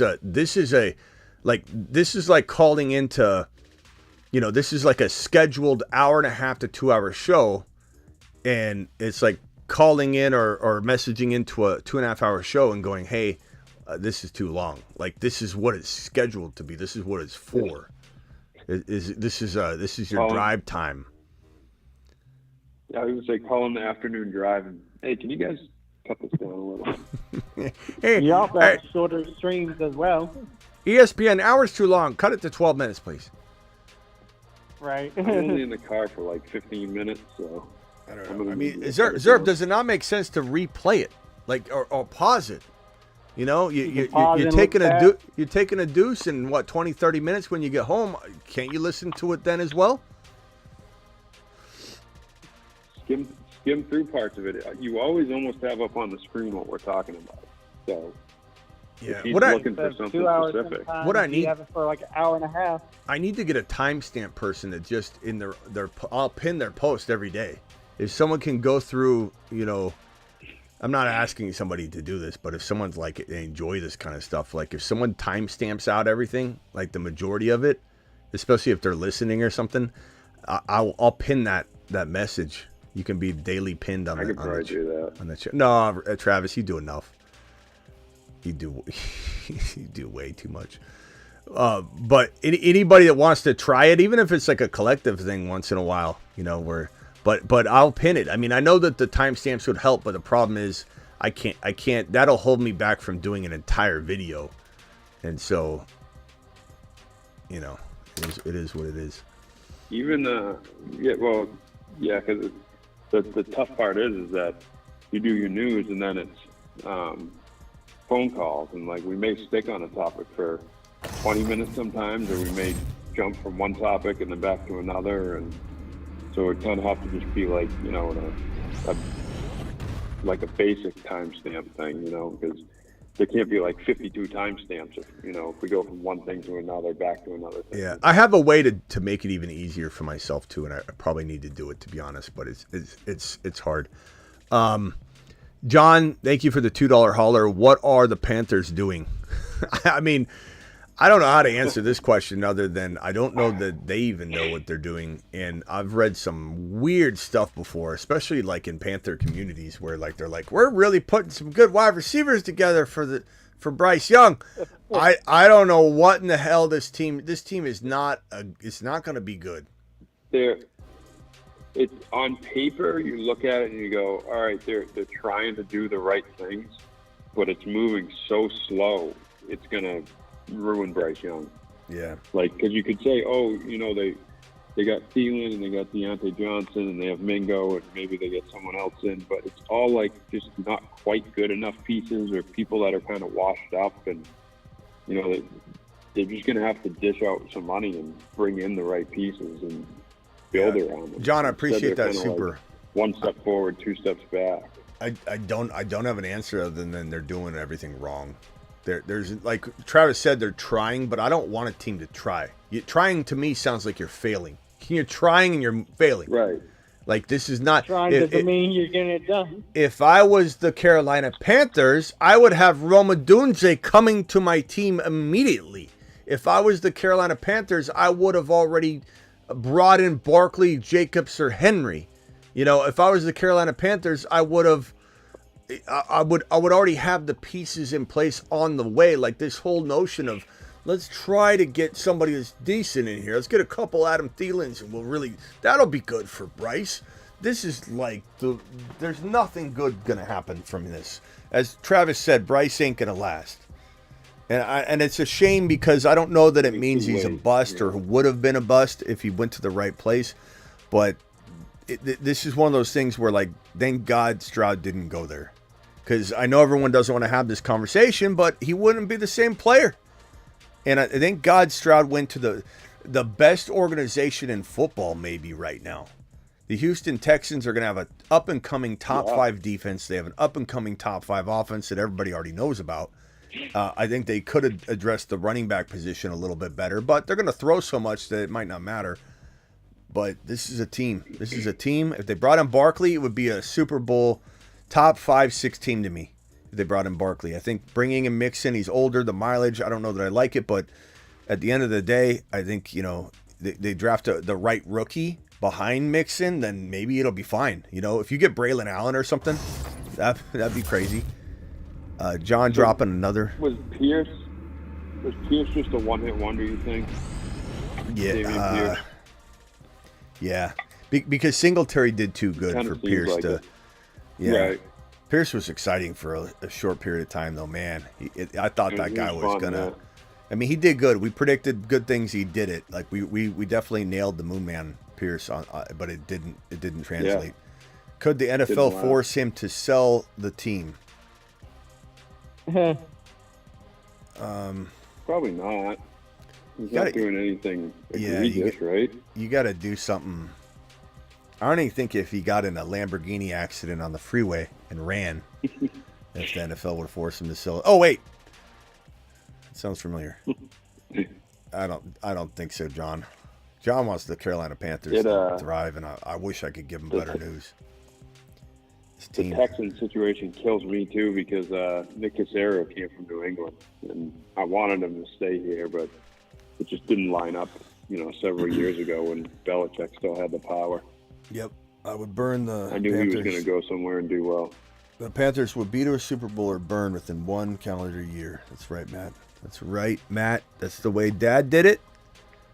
Hit the 1.75 or 2 times button if you can't handle the length. Yeah, oh yeah, you could always listen to the show on fast speed. He's correct. And you get used to that too. I can listen to things on 2 times speed. I'm pretty good at it. Could the NFL I already got that one. Thank you, John. Appreciate you. Pierce going to have a good 2024. He was hurt last year. Banto, I don't know, bro.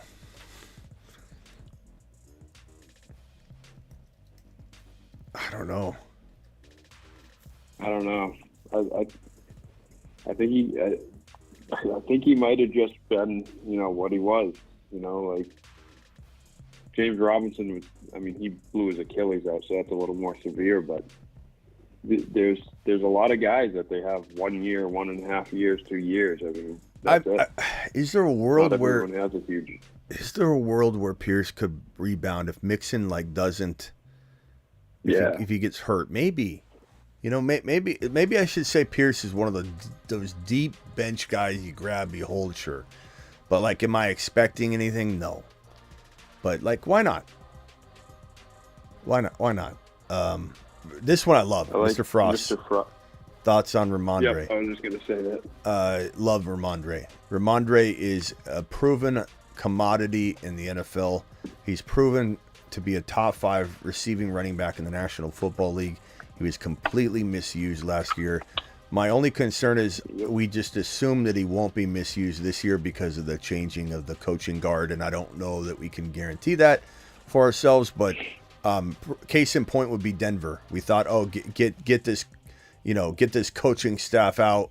They misused Javonte, and then he got injured toward his ACL, and now Javante's going to be back, and then he got misused again by the next coaching staff. So I'm a little bit more apprehensive to just assume that a changing in coaching staff means that a running back won't get misused again the next year. But I think out of all the running backs that fall into the almost running back 3 flex territory that have the ability to be a top 8 running back, like he could be a top 8 fantasy football running back this year. I'm not saying it's likely. I'm not saying bank on it. I'm not saying bet on it. But he is the deepest. I'll have a video on this. The deepest running back 1 potential find in fantasy football. There's no, unless we're going rookie, right? Because rookies, no one knows the landing spots right now. So there's a lot of them hidden right now that will vault up near August or after the draft. So like Braylon Allen is a potential top 10 running back, or Jalen Wright's a potential top 10 running back. Trey Benson's a potential top 10 running back. And then when landing spots are given out, all those ones that were potential that have bad landing spots fall out, and the ones that are in good landing spots jump up, but then everybody knows they jump up, so then they increase in value. But other than the rookies that are unknown right now and they're crafty, Stevenson is the deepest RB potential running back 1 you can find in fantasy. It's not a lock, but boy, does this guy have a lot of hidden talent. It just comes down to usage, and I don't know. But I love him. The only thing that worries me, and it'll, like you said, it depends on what the coaching staff ends up being like. Who knows? Is did they sign Gibson as a pure backup, or are they looking at him like, oh, he can catch the ball, and so they're not going to throw to Ramondre as much? Which I don't think that's the case, because Ramondre is to me head and shoulders above Gibson. Yeah, but tough to say. They got to fix it. They got to fix the line too, and if they don't get a receiver, they can just stack up the box, and there's a lot that could go wrong too. So I love them, but as a Patriots fan, I'm just saying it's scared. Yeah, this one's tough. So Hernandez has the 1.1, 1.2, 1.3 picks. Do you take all 3 wide receivers, or do you throw one out and take Bowers? I think you have to wait on this one. There's no way to answer this question until we know about the landing spots. But let's say one of Neighbors or Odunze goes to a horrible landing spot called the Giants. The Giants are horrible now, maybe not long term, but without a quarterback, and Bowers goes to, I don't know if the New York Jets would be considered like a drool-worthy landing spot or not to most people. I think it very well could be. I love it. Yeah, it could be very good. It could also be deceptively, I don't want to say not good, but just like there's some things about it that make me wonder. But I truly believe that I would go wide receiver, because you're guaranteeing yourself a top 5 almost guaranteeing yourself a top 1 to 5 wide receiver by taking all 3. And it's a damn good bet you're getting 2 top 10 wide receivers, and you very well might have 3 top 12 wide receivers. You're setting your team up to dominate everybody. And I love Brock Bowers. Where he goes will definitely determine, that 3rd spot, but it's 100% wide receiver, and probably wide receiver. But we'd have to see where they land. It's such a rare class. Yeah, 601 caller. What's your name and where are you calling from?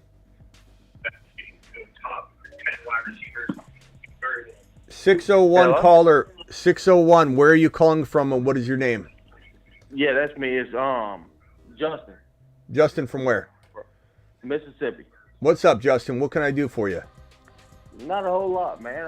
So what you think, man? Caleb, man, I don't think he's gonna do a whole lot at the Bears, man. I listen to your channel all the time, dude. I love to listen to your channel, man.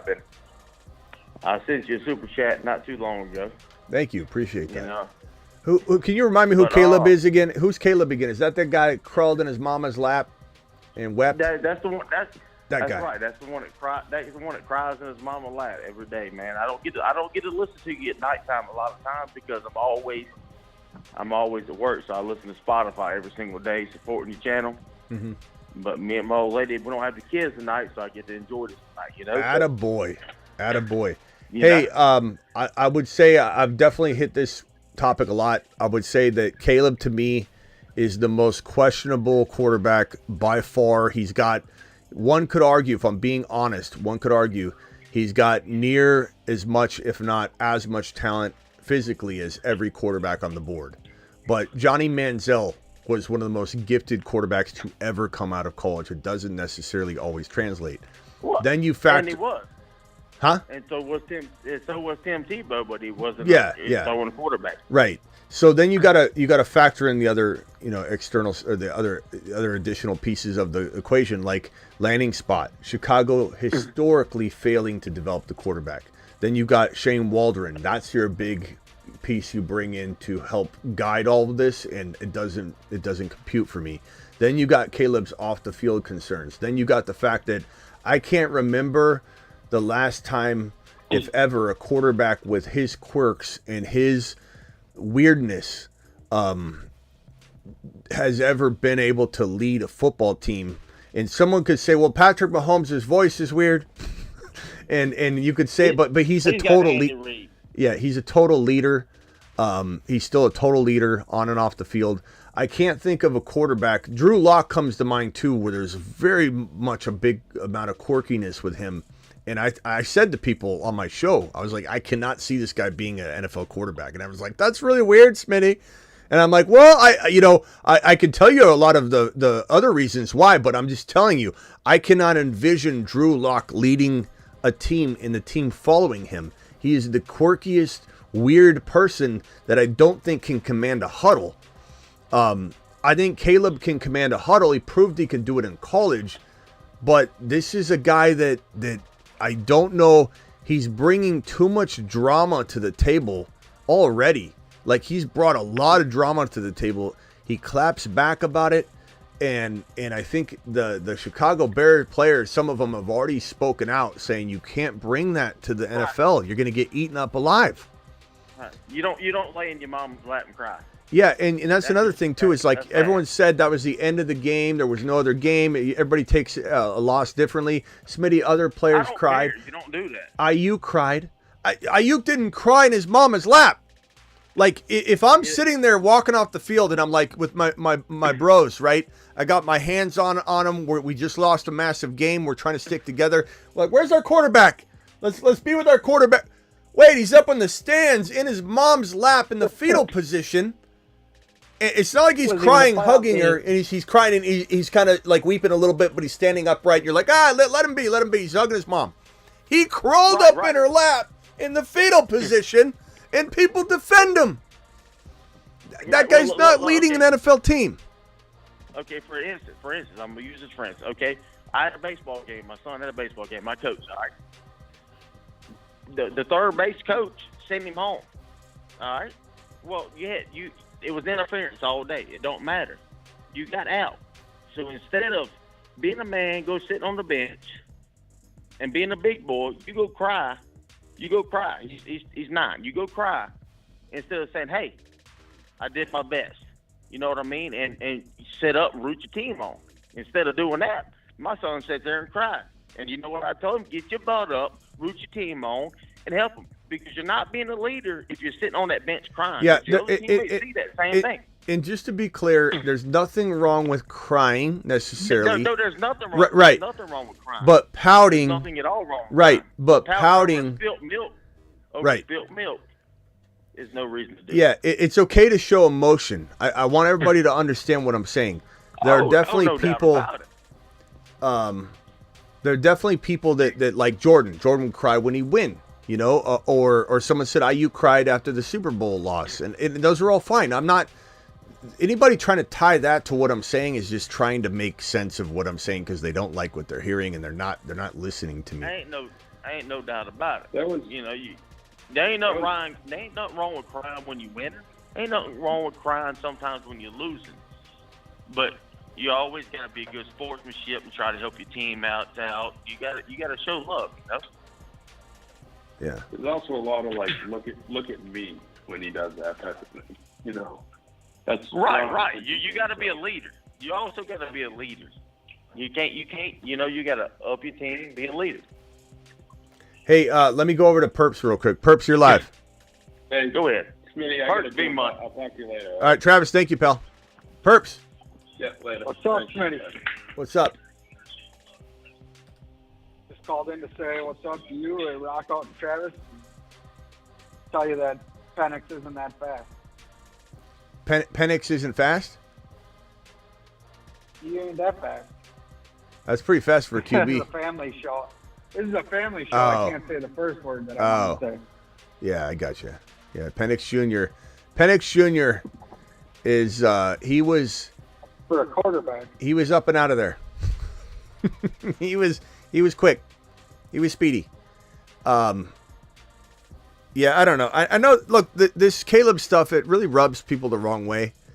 And I get it. I understand, especially when you're talking about a Bears fan. Like, what are Bears fans going to do? I think Matto said Smitty. Matto said something in defense of him, and I don't blame Matto. I get it. Like, he's a Bears fan, but like, what is a Bears fan going to say? Your team's about to draft a big mistake, and all you can do is hope that everybody that's saying negative things about him is wrong, and that he somehow overcomes all these crazy, red flags. But he had a lot of red flags walking into this thing. The Chicago Bears are the only team that don't seem to see the red flags coming, and that's par for the course. Doesn't it make sense the team that doesn't know quarterback, that can't develop quarterback, that gave up on Justin Fields, that gave up the opportunity to have Fields, Keenan Allen, Marvin Harrison Jr., DJ Moore, and the number 9 pick? Like, you had this opportunity to create what would probably be one of the scariest teams talent-wise in the NFL. Just Marvin Harrison Jr., Fields, Keenan Allen, and DJ Moore, and the number 9 pick. You got to be out of your mind. That you give me that team, I give you a championship. And Ryan Poles. So Matto, I'm not coming at the Bears. I'm coming at what the Bears are mishandling and what they're doing wrong. That is a team, bro. That is a team. Instead, this Ryan Poles, this magician you guys think you have that passed on C.J. Stroud. He completed the best trade in the history of the NFL by passing on C.J. Stroud. This guy's going to make... He's the only one that seems to think Caleb's the locked and loaded pick. And everybody a year from now is going to act like he was the locked and loaded pick because he was the locked and loaded number 1 pick to the Bears. That's what everybody's telling this story about C.J. Stroud. He wasn't thought to be the number 1. Yes, he was. The Carolina Panthers did the same thing the Bears are doing. They got laser locked on one guy. They haven't even considered the alternative. And the Bears are going to absolutely shart the bed on this one. Just like they're sharted the bed getting rid of Fields for garbage. Why not wait on Fields? You don't have to have him in week 1 if that's your concern. And I've already expressed that would be a concern to have Fields behind Caleb. That would definitely put Caleb in a tough spot. But you could have waited. You could have waited. A team's going to have an injury, or on draft day, someone's not going to like the way the quarterbacks are falling and they didn't get what they wanted, and you could trade them. Like, you gave them away for a 6th-round pick, and 30 other teams crapped the bed not going after him. So I understand where Matto is. I get why people are defensive. What could Bears fans do other than say, well, I hope you're wrong. There's red flags galore here. Yeah, I like Matto, and for Matto's team and his situation, I hope Caleb works out. But they got nothing but a freak show going on over there with Ryan Poles at the helm. And they can have Williams. He'll fit just right in with his painting of his nails and his quirky personality. And, he'll probably be like, what's his name when he goes to the media sessions too. But that's fine. Penix Jr., he can fall to 11. We'll take him at 11. Yeah. Penix Jr. is the hidden gem. I keep telling people this, and I will not stop. And I don't know if anybody goes back and watches my Penix Jr. video, especially the one after the championship game. You will be surprised at the chat and how the chat turns on me. And I'm not mad about it, and this is going to happen from time to time on this channel. A lot of the chat turned on my Gibbs prediction and would come into my live stream and be like, Gibbs is not it. Monty was the best pick. I told you. This is so dumb that you're promoting Gibbs in the 3rd round. How stupid you feel. And it was a big vibe going on. It wasn't one or two guys. And that's fine. It comes with the nature of what I do. I don't take offense to it. I know there's going to be times. But if you go watch the pregame Penix Jr. to the moon, before the championship game started, people were kind of excited about what I was saying. And then after the national championship game, everybody coming in and saying to have him on the Moon Man or Mars Man list was absolutely a mistake. He's not going to do well. He's not going to be a first rounder. You're crazy. And I said to everybody, this doesn't change a single thing. Penix Jr. is my number 2 quarterback in this draft class. I haven't wavered on that one bit. JD5 is my number 1. I haven't wavered on that one bit. JD5 is my 1. Penix Jr. is my 2. Bo Nix is my 3. Caleb is not my number 3 quarterback. Bo Nix is better than Caleb Williams. So watch what happens with Penix Jr. Everybody's starting to climb on board the Penix Jr. train. And we're all full. No more seats available.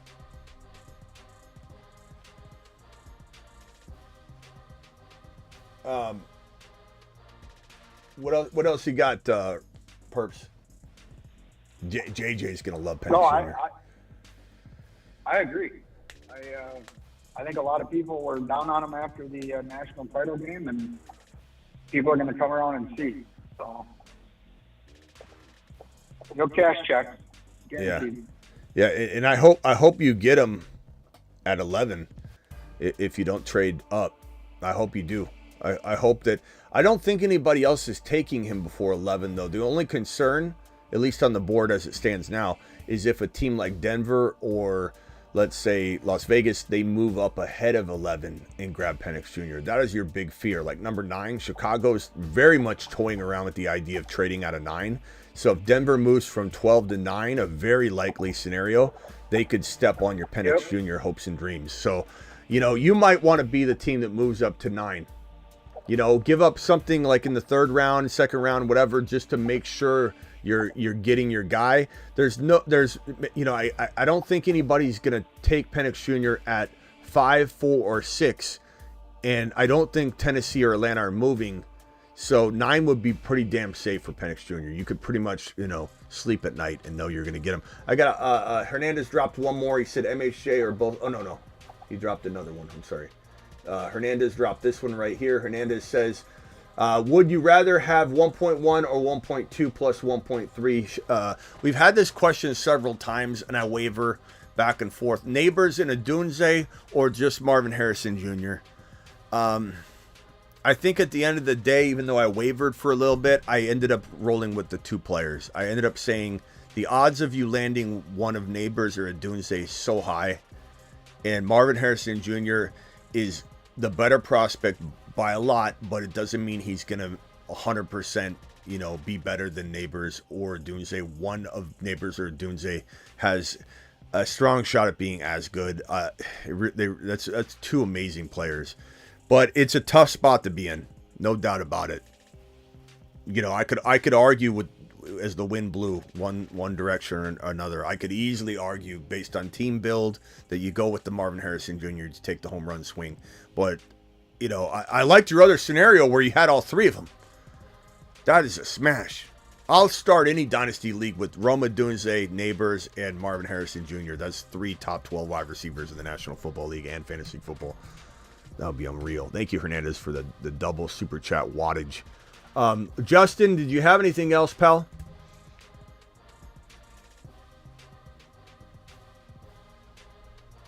Hello? You're on mute, brah. Justin, hello? You're on mute, Justin. Yeah, my bad. My bad with the old lady. Okay, we got a little echo. To the moon, buddy. Anything else, pal? You got anything else? Yeah. How do I send the super chat, man? I'm trying to figure this out. Okay, so in the I sent one already before, but I don't remember. Yeah. So Perps is an expert at this, but I'll step in. Perps, you correct me if I'm wrong. Just hit that dollar bill sign. You do awesome. Hit that dollar bill sign right in the chat. If you got the app open, there should be a dollar sign right where like the send button would be. You know, when you're typing. I'm trying to talk right now. So, are you in the live chat? Yeah, I'm in the live chat. Okay. So down at the bottom where the boxes where you type, there should just be like a dollar sign button somewhere. All right. Do you see it? I'm gonna find it. Okay. I'm gonna find it. My old lady's gonna find it for me, but. All right. Bees on the Saturday, buddy. Bees on the Saturday. Your old lady watches football with you, listens to the show with you. That's awesome. What? She's a fantasy football lover too. What's your wife's name? Right here. She'll tell you herself. Dorothy. Dorothy. We're gonna give Dorothy a standing ovation. Everybody drop a fire emoji for Dorothy right now. I love it, buddy. I ain't gonna hold you up, man, but I thank you for all you do, dude. It's amazing, man. I listen to you every single morning when I freaking work. I appreciate you. You don't agree with Zerb, who said I should cut the show down to 12 minutes? Hell no. Excuse my language. Hey, Justin. I don't get to listen to you every night. I got too many kids, man. Our time's up. I'll send you a super chat in a minute. Yeah, hey, we'll be waiting for it. Last one, Chase. Go ahead, Perps. Ask him a question. No, Justin, the super chat will be in the bottom right-hand corner on the YouTube app. If it isn't there, you might have to go into the settings and turn it on or link a credit card to your YouTube account. Like, be logged in. You have to be logged in as your login for it. All right. We got it, Perch. Man, I appreciate all you do for the group, man. I love it, dude. I appreciate y'all, dude, man. I love it. Rob, hey, I'm only one of hundreds, so hey, not just me, hey, it's Justin. everybody. Justin, Robert says that's not your wife. That she's a goddess. Thank you. That's what I'm talking about, man. I appreciate y'all, dude. I love your show, dude. All right, Keep man. it up. Yeah, all right. Yeah, hit that. Find that button. It's somewhere around there. You can even. Don't worry about it. You'll get it. Yeah. You're going to get it here in just a second, brother. All right. Thank you for all you do. Yeah, you can stay muted if you got another question. Hernandez said, last one, Chase for 1.2 and 1.3. I have the top 3 picks then. So you would trade Jamar Chase for the 1.2 and 1.3. That Perps, what are you thinking on that? I mean, I would take the 1.2 and 1.3 personally because you're getting Neighbors and a Dunze, and then you got MHJ. I love Jamar Chase, but I don't know. I don't think I could pass on getting. I like the 2-for-1. Yeah, I think I do take the 1.1, 1.2, 1.3. Plus, Hernandez, you're rarely ever going to see this good of a wide receiver class, and you're almost never going to have the top 3 picks, and you'll never, ever see the combination of the two. Meaning this is a 1 in like a million chance for you to get not only this group of wide receiver talent, but 1, 2, and 3 all lining up together. You can get Jamar Chase in another draft. You'll never be able to replicate this in a million years. Go get all 3 wide receivers. He trades for Jamar later in the year. Who knows? But yeah, I think he's got to go for the home run, in my opinion. I like that. And then DeBalt dropping a $50 wad. He's him. Prediction: Stroud is MVP, and the Texans go to the Super Bowl. Mark it down. Chef just became a member, by the way. Chef, appreciate you becoming a member. Why did he become a member? Did Perps drop something? Perps dropping 20 gifted memberships. Oh my, Perps, I got to get the suitcase together. Hold on.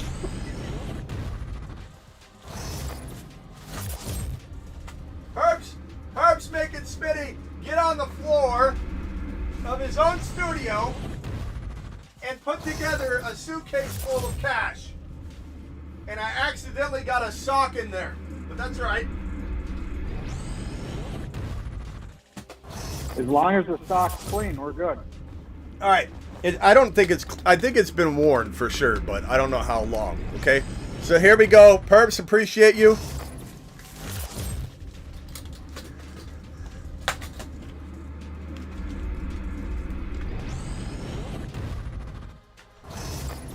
Okay, so DeBalt dropping the $50 wad. MVP Stroud today is 4-4. Let me put this on the board. It is 4-4. DeBalt. Stroud. MVP plus Super Bowl appearance.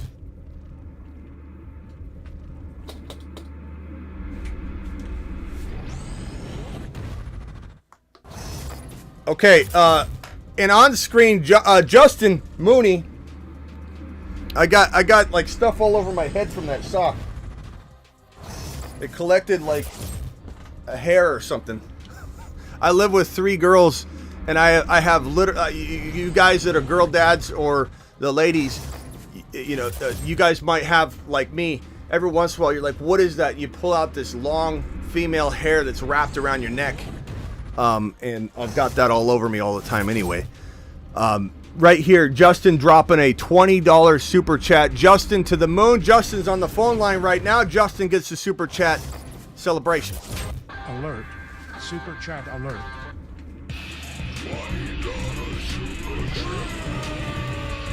Thank you, Justin, for finding that button, pal.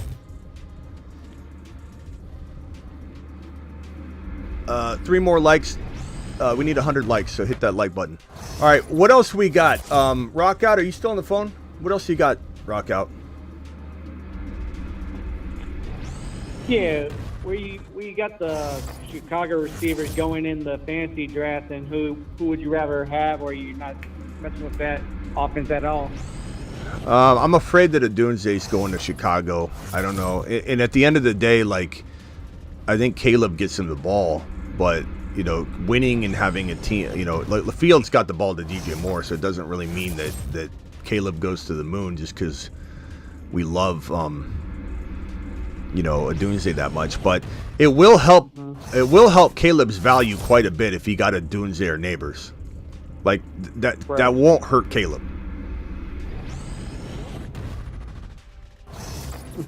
But yeah, I don't know. I don't know. So 102 thumbs up. Thanks. Boss horn mega moment. We don't hit the boss horn anymore. Great Scott. That got nixed. Where is the boss horn? I mean, I have it right here, but it's definitely not hooked up anymore. What I need to do is you know, hook it up for if anybody you know, is trying to break into the house or sniffing around the property. Right. I've got it all ready to go, and I'll just walk out there, hold it down, they'll go running. Man, that thing is so loud. Them porch pirates for all that. Packages. We should just set a couple packages upright and just have the live stream on and do a day of trying to see if somebody's going to try and take it, and then Smitty will run out and just. Right. That would be funny. You don't need to run out. You got the remote. Oh, that's true. Run anywhere. That's true. You're right. The remote will work. Yeah. Earmuffs. Yeah, earmuffs don't work, bro. We already went through all this, but appreciate the thought. Hey, Perps, thank you for dropping another gifted 20 memberships. As we get closer to the season, we're going to have more and more people getting back on the membership train. Also, you know, I'm going to make a point to make the memberships mean more than just the green name and all that. I'm going to make it to where I'm starting to release maybe early content or just some 5-minute, 10-minute videos on something that we might talk about soon, like early Moonman drops or anything like that. But I'll be doing that more so that we can talk about, hey, I'm going to drop a video for the exclusive members only. And if you're gifted one, you've got that membership access right away. And so I'll be dropping more of that content soon. So, you know, it's only $2.99 for the membership a month. And so, you know, definitely think about that because I'll be dropping some exclusive content. Terry Roberts with a $2 hauler on the button, right on the button, right, Justin. The Bolt with the 50. Wow. Thank you, Terry. Terry in the building. Terry's on patrol as we speak. Terry, thank you, pal. Perps, I'm so glad I got you on the phone, actually, and I didn't think to ask you this question yet, but Rasheed Rice, what do you think happens? Yep. What do you think happens to this guy now that he has, through his attorney, admitted that he was driving the Lamborghini? So he's now admitting that he abandoned the scene of the accident as the driver versus abandoning the scene of the accident as maybe not the driver, or maybe the driver no one knew. So there's a different feel to it all. Now he's admitting as the Lamborghini driver, as the cause of the accident. On the police report, it said the Lamborghini hit the median wall, then came over, crashed into the Corvette, and then knocked everybody out of, into oblivion. So he did cause the crash. The Lamborghini was the cause of the accident. He was driving the Lamborghini. He fled the scene, and it was in the report as well, I believe, that he did not contact, or did the Corvette driver contact authorities or police to let them know there were potential injuries. So they abandoned that responsibility, which I think in itself has some obligation, So what are you thinking here, bro? What are you thinking here? Well, I don't exactly know all of Dallas's laws or rules, but everything you just hit on. I mean, ultimately, whether he caused it or not, he left the scene of the accident. He failed to report the situation. He didn't know the severity. He didn't render aid to anybody. And probably out of everyone in that accident, he's got the deepest pockets, or, the biggest political figure. And it's a matter of time that all these people involved in the accident, whether they're injured or not, they're going to have something that they're going to go after him and try and get money out of him. Put aside Roger Goodell doing anything, but I'd say that I'm assuming it's the Dallas State Police that are investigating it. They're still putting all the pieces of the puzzle together. That's why you haven't heard anything. And the reason his attorney's speaking and he's speaking is to try and save face right now. But I still think it remains to be seen that, he could cop a plea deal. It's all too early. I mean, stuff like this could take a year or more to work out. Do you know what the insurance is going to do? Do they cover everything, or when you're involved in some illegal situation, or a legal drag racing or racing situation, does that in some ways change the cover? It all depends on all the policies written in the agreement. I mean, if he leased or rented that Lambo, and depending on where that was at, they would potentially take care of the other vehicles involved, but then they would go after him and sue him to get their money back from him because he breached their contract somehow. It all depends on. God, he's gonna be. He's a rookie. He's on a rookie deal. No one's saying that making a couple $1 million a year is chump change. Okay, let me just put that out there, but. He's also spending like he's probably making double or triple what he's spending. That's an assumption. Yeah. You could say, I'm assuming whatever you want, but the guy's driving a Lamborghini he's leasing when he has a Corvette coming back from a big party and abandons it like it's nothing. Runs off the freeway like it's nothing. So I think it's a pretty safe assumption. So he's spending money like he's not making it. He now owes so much money in this whole process without the civil lawsuits. And the civil lawsuits now coming down on him. He's not going to have any money. He's not going to be, everyone's saying, oh, he's an athlete. He doesn't have the money to cover this. This is a problem. So when I tell you that he's going to be in a mental head game with himself, you know why?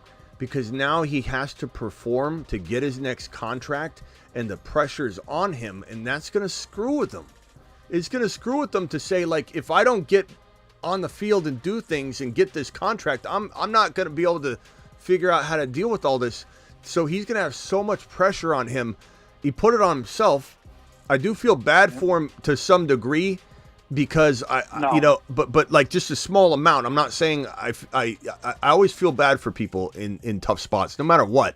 But he made this situation, and the fact that he didn't show any remorse when it happened or any care for the people that were injured quickly makes me remember that I don't feel bad for him, or I don't feel as bad for him as I thought, because it wasn't like he was on the freeway covering his head going, oh my God, trying to get people out of vehicles. I'd at least be like, man, I respect that he was prying open doors and trying to make sure everybody was okay. This guy ran away like a coward off the freeway with his buddies, and he's going to be in his own head.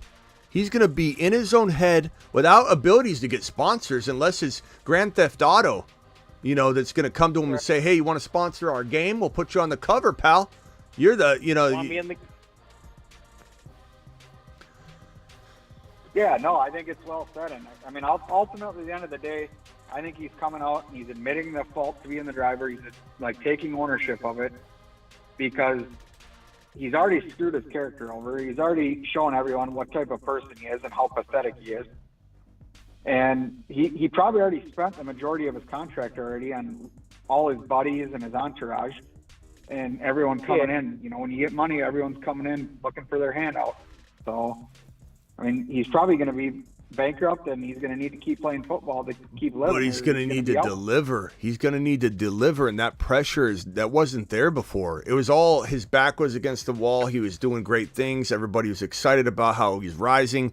Now he's got Hollywood there. Now he's got the pressure. Now he's going to be dropping the ball. He's going to be having to go to court and deal with all that during the season. He's going to have the Alvin Kamara bad season that Alvin Kamara had. So it's gonna. Oh, we got our attorney. Brandon calling in. Brandon, you got any updates for me? Brandon is he's an attorney, but currently not practicing right now. What state are you a licensed attorney in, Brandon? 2, in Louisiana and in Kentucky. Okay. So did you hear everything that I asked Perps? What does it? I've been listening to the show. Yeah. So I just wanted to respond to your last comment. Okay. Let me rephrase it so everybody understands what I'm asking you. Does the fact that he now admitted through his attorney, but admitted that he was driving the Lamborghini that did in fact, according to the police report, cause the accident, him walking away and the Corvette driver walking away, he owned the Corvette, without assisting anybody or calling for any assistance or aid and just neglecting the injured, what's he looking at right now, or is he just going to still walk? Okay, so 2 things. Firstly, I'm not aware of any Texas law that imposes a duty on you to call 911 or to go render aid when you've caused an accident. I definitely agree with you that it's he's a horrible guy for doing that. You look bad. And I think, so 2 things. Number 1, I bet you his lawyers did that on purpose because his strategy is to settle. Why would he have his client admit to everything if he was trying to take it to trial and plead not guilty and plead that doesn't make any sense. I'm sure his strategy is he's already been paid a retainer. He's going to figure out how to just settle this as quickly and as painlessly as possible. I was going to ask you said that some people were injured, and if there's injuries that are worse than what it seemed like at first, then I'm wrong about that probably. But it still seems like, from what I've heard, the injuries are extremely minor, so they're probably not pressing charges on the injuries. So it's basically going to be a plea. The lawyer wouldn't advise you to admit guilt out publicly. Yeah. So basically, I think this is why.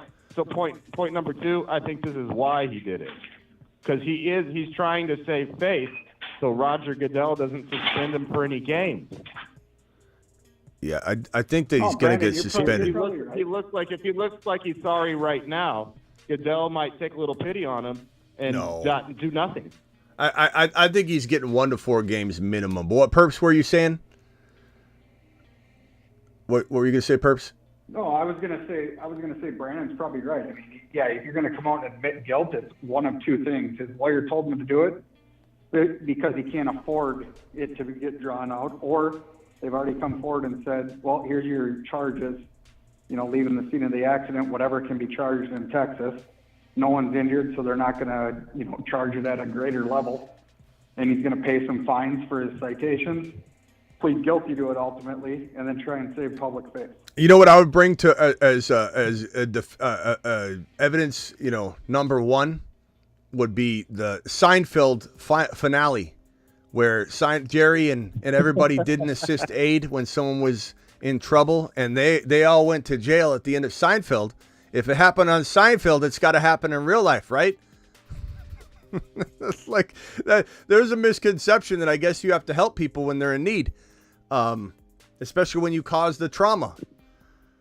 But good God, man. I think ultimately, look, Brandon's probably right that he's going to plea. He's going to settle. He's going to plea.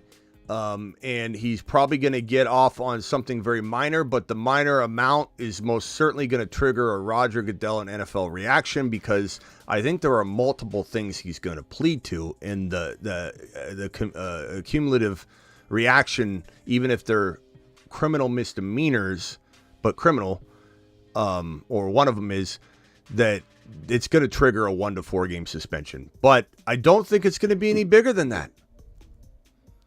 Right, but also, Smitty, even if you're right, don't you think it would be better to look like you have some type of contrition versus, well, you might have gotten a 5-game suspension if you said nothing. At least this way, maybe you're helping yourself, even if it doesn't work out. I mean, it might feel like he's yeah, but he's also doing it after the fact. To the commenter here, isn't hit and run a criminal? Like, not a misdemeanor, a criminal offense that puts people behind bars. Like, I don't understand how you can have a hit and run and literally report it later, and the police are looking for you. You don't even show up right away. But I don't understand. The property damage, a vehicle, or a mailbox, it's not going to require jail time. It's going to be a citation. It's crazy. Like, someone did go to the hospital. Yeah. Though. You know what I mean? Like, even though, like, what defines the fact that the injury ended up being minor, but they still were admitted to the hospital? It's crazy to me that like, what precedent does this set?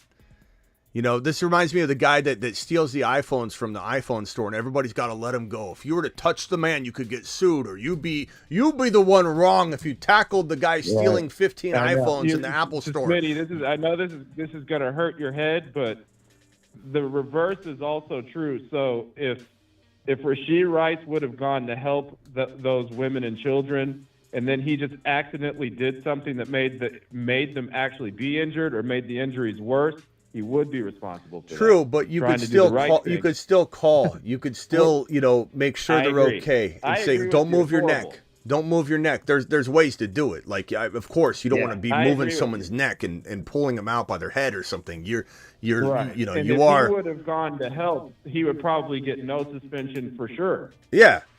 Right, but he didn't think about that in the moment, and he ran like a coward. I agree with you; it's horrible, but it's probably slightly better that he came out and fessed up. It was days later, but.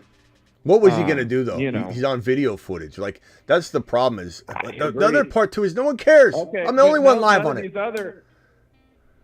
No one cares. Ray Rice never said sorry till way, way, way, way later. Or Alvin Kamara never said sorry ever. He never said, "Hey, man, I shouldn't have beat you up like that." Yeah, well. I was wrong. Well, not ever. So, I mean, I'm not saying that Rasheed Rice is right. He's not. He's wrong. But I know.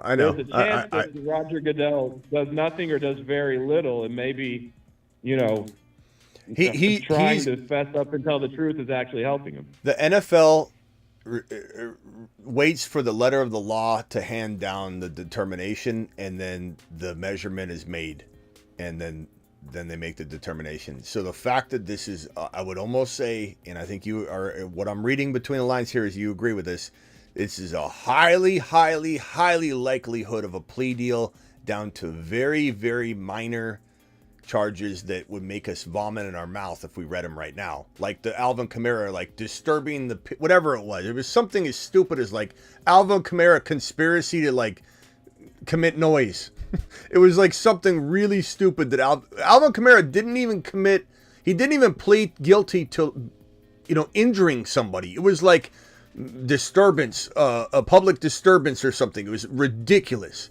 So my guess is we're going to see something that's going to make us laugh that he's pleading guilty to, and no contest to this, no contest to that.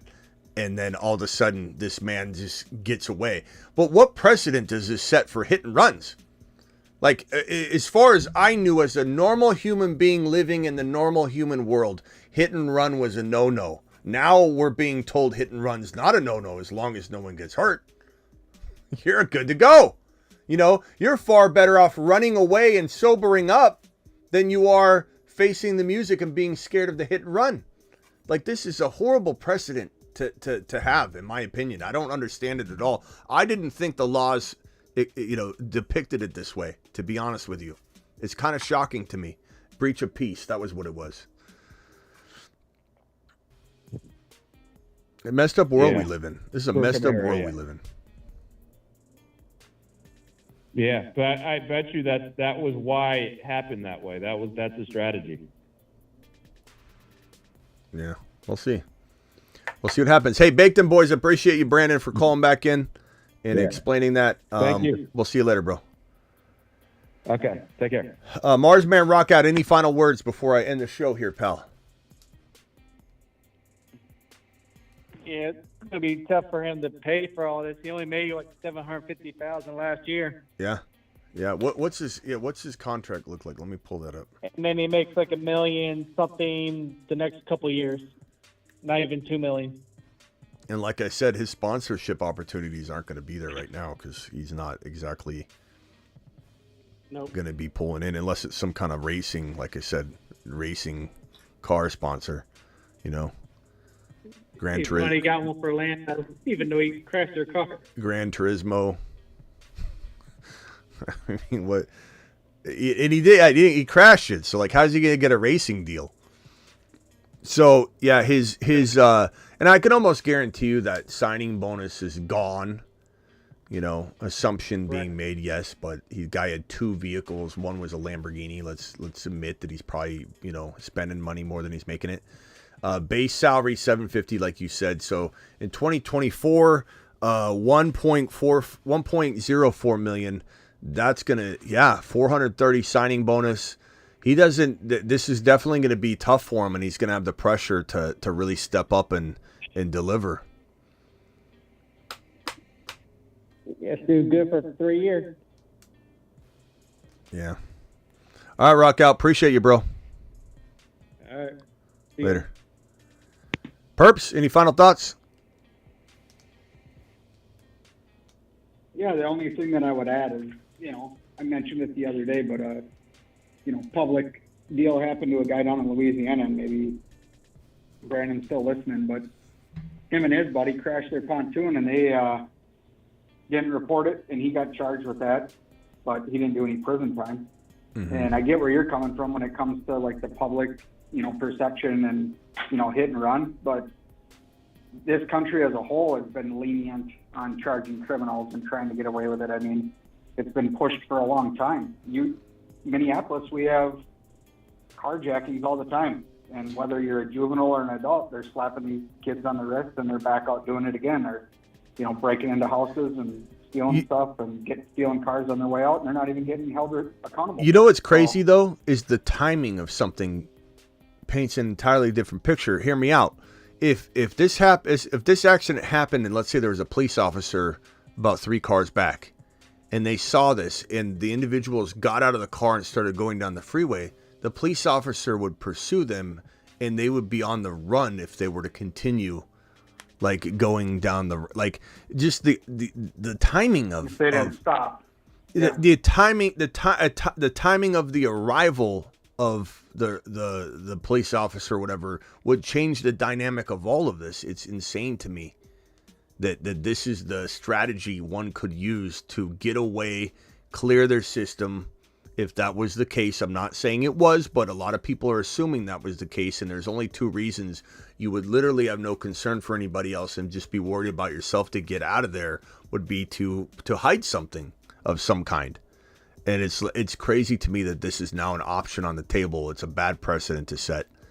And, he's in a small way, he's lucky that there were nobody was around to stop him and make this a situation where he was held in check to be checked and see what's going on.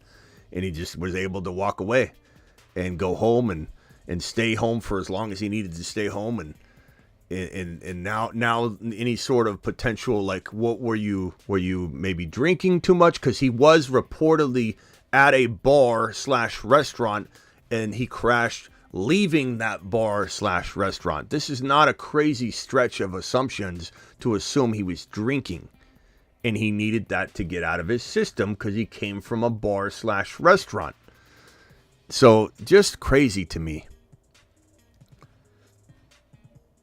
Yeah, no, I mean, that's ultimately what it comes down to is, happens all the time. People that drink and drive, if they, wreck their vehicle and they flee the scene, the most they can get charged with is, leaving the scene of an accident and the property damage associated with it.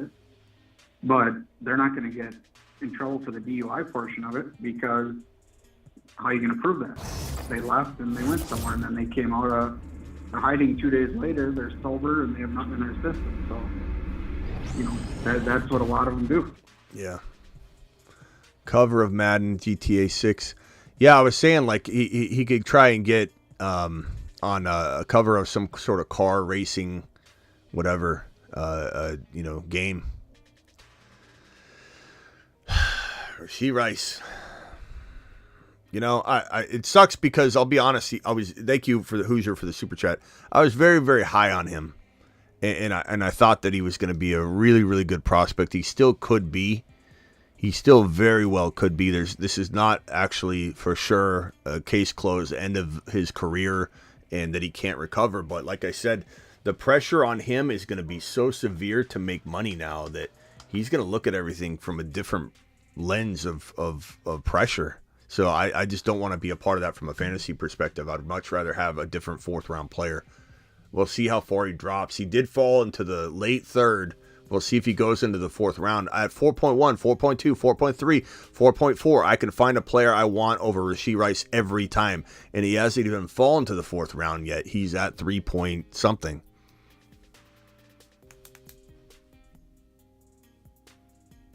All right, Perps. Thank you for all. Yeah, he's just going to try and save his public image right now. And like Brandon said, he's going to try and, suck up to Roger and do these things to try and not get off. Because the NFL and the ticket in Kansas City, all he has. I mean, like Rocco just said, he's on a $750,000 deal. I bet you that money's already spent. I mean, he's probably got a rental place down there in Texas, and he's probably got one in Kansas City on top of all the money he's shelling out to his entourage. So, yep. He's probably broke. Yeah, and I'm not happy about that at all. I just want everybody to know I don't wish ill will upon anybody. I don't wish ill will upon Rasheed Rice. I hope Rasheed Rice finds a way to make the best of this. He's lucky no one got hurt. I hope his life is great from here moving forward. I do not wish ill will upon anybody. I just think that my job is, from a fantasy perspective, to assess the risk level, and the risk level is extremely high. That this guy's got a big hole he's got to dig out of, and it all starts now, and the drama and likely court system stuff that's going to be on his plate throughout the entirety of the season is like, there's likely high chance he's going to have to deal with a lot of that, and so that's going to be on his mind. He's going to be distracted. Hollywood Brown's now in town. Mahomes has made it very apparent he can move the ball around to different players. It does not have to go to Rasheed Rice. Rasheed Rice was showing a lot of promise. Sophomore wide receivers often do have a sophomore slump anyway. So I don't know. Yeah, I mean, a lot remains to be seen. I mean, he could, pay off.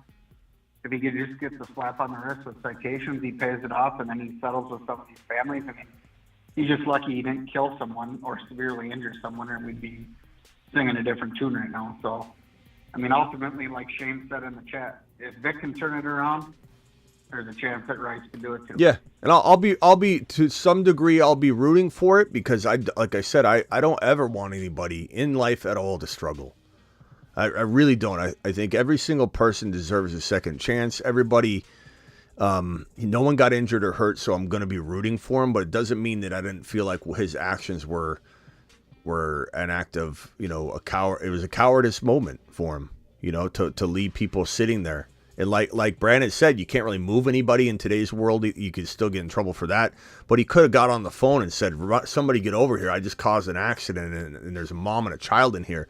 He didn't even think to check who was in the car. First thing I'd think is like, oh my God, who's in there? Like, what's happening? Who needs help? Is a car going to light on fire? Do I need to get somebody out that way? It's just crazy to me. All right. Hey, appreciate you, Perps. Thank you for all the gifted memberships, the super chats. You are the man, the myth, the legend. Perps to the moon. Great show, and we'll catch you on the next one. All right, later, bro. We went a little over the 12-minute mark tonight. We're at 2 hours and 39 minutes. Today's show was very little news, but a very long show. Appreciate everybody that dropped the super chats. Thank you to Hoosiers. Thank you to Justin Mooney and his wife, who everybody said was awesome. Terry Roberts, DeBalt, Hernandez with the 1, 2, 3 wad. John with the double wad. John with the triple wad. I'm sorry. Perps with the 1, 2, 2 super chat monsters with the gifted memberships. Ken War with the $25 super chat, and Fallon with the $1.99. I think I got everybody covered. Thank you all for the super chat. Terry Roberts, DeBalt with the 50 wad. I'm sorry, there's more. Terry Roberts, DeBalt with the 50 wad and bold prediction. And Hoosiers and Justin. I think I got everybody there. If I missed anybody, I didn't mean to. I'm sorry. Thank you to my moderators. Appreciate everybody being here. And I will see you. I don't know if we'll go live on the Dynasty channel tonight. Probably not the main channel unless news breaks, because we've done 3 live streams today on the main channel. So if we do a live stream, it will be on the Dynasty channel tonight. And we probably will. Can't guarantee it, but probably will. That link is in the description of the video. It's youtube.com/Dynasty Fantasy Football. I'll see you all likely tonight on that channel. If not, definitely tomorrow. Probably multiple times tomorrow. Appreciate you all. Hit that like button on the way out the door. You're watching youtube.com/The Fantasy Football Show. Live Monday through Friday, 8 p.m. Eastern. Live whenever big news breaks. Terry Roberts dropping a $2 wad on their way out the door. Terry says, would you draft Brown over Rice?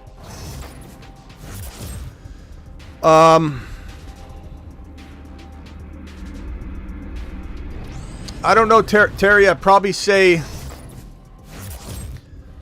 Perps did something, I think. Perps did something. Perps did a thing. Perps gifted 10 memberships on the way out the door. Perps to the moon. Perps, appreciate you. Perps to Saturn. Perps to Saturn. Terry Roberts, my question, Rice or Moore? I'd probably still go Rice personally. Like, that's just being objective. From somebody saying stay away from him. But that's because I don't think Hollywood Brown should be getting drafted in the 5th round like he is today. He was drafted in the 5th round in the draft that I just did, which is crazy. High. Perps to the moon. Perps to Saturn. Terry Roberts to Saturn. Travis Rowe. Sick Nasty. Space Ricky. All my moderators that are in here. See you all later. He's Kyron, he's 7 feet tall, and he knows how to handle a ball. He's Kyron, he can take frowns and turn them upside down with his touchdowns. Alright, prepare for take 1. Alright, action. He's a box score Bobby. He's a little sloppy. Box score Bobby. He's a box score Bobby. He's so sloppy. Bobby.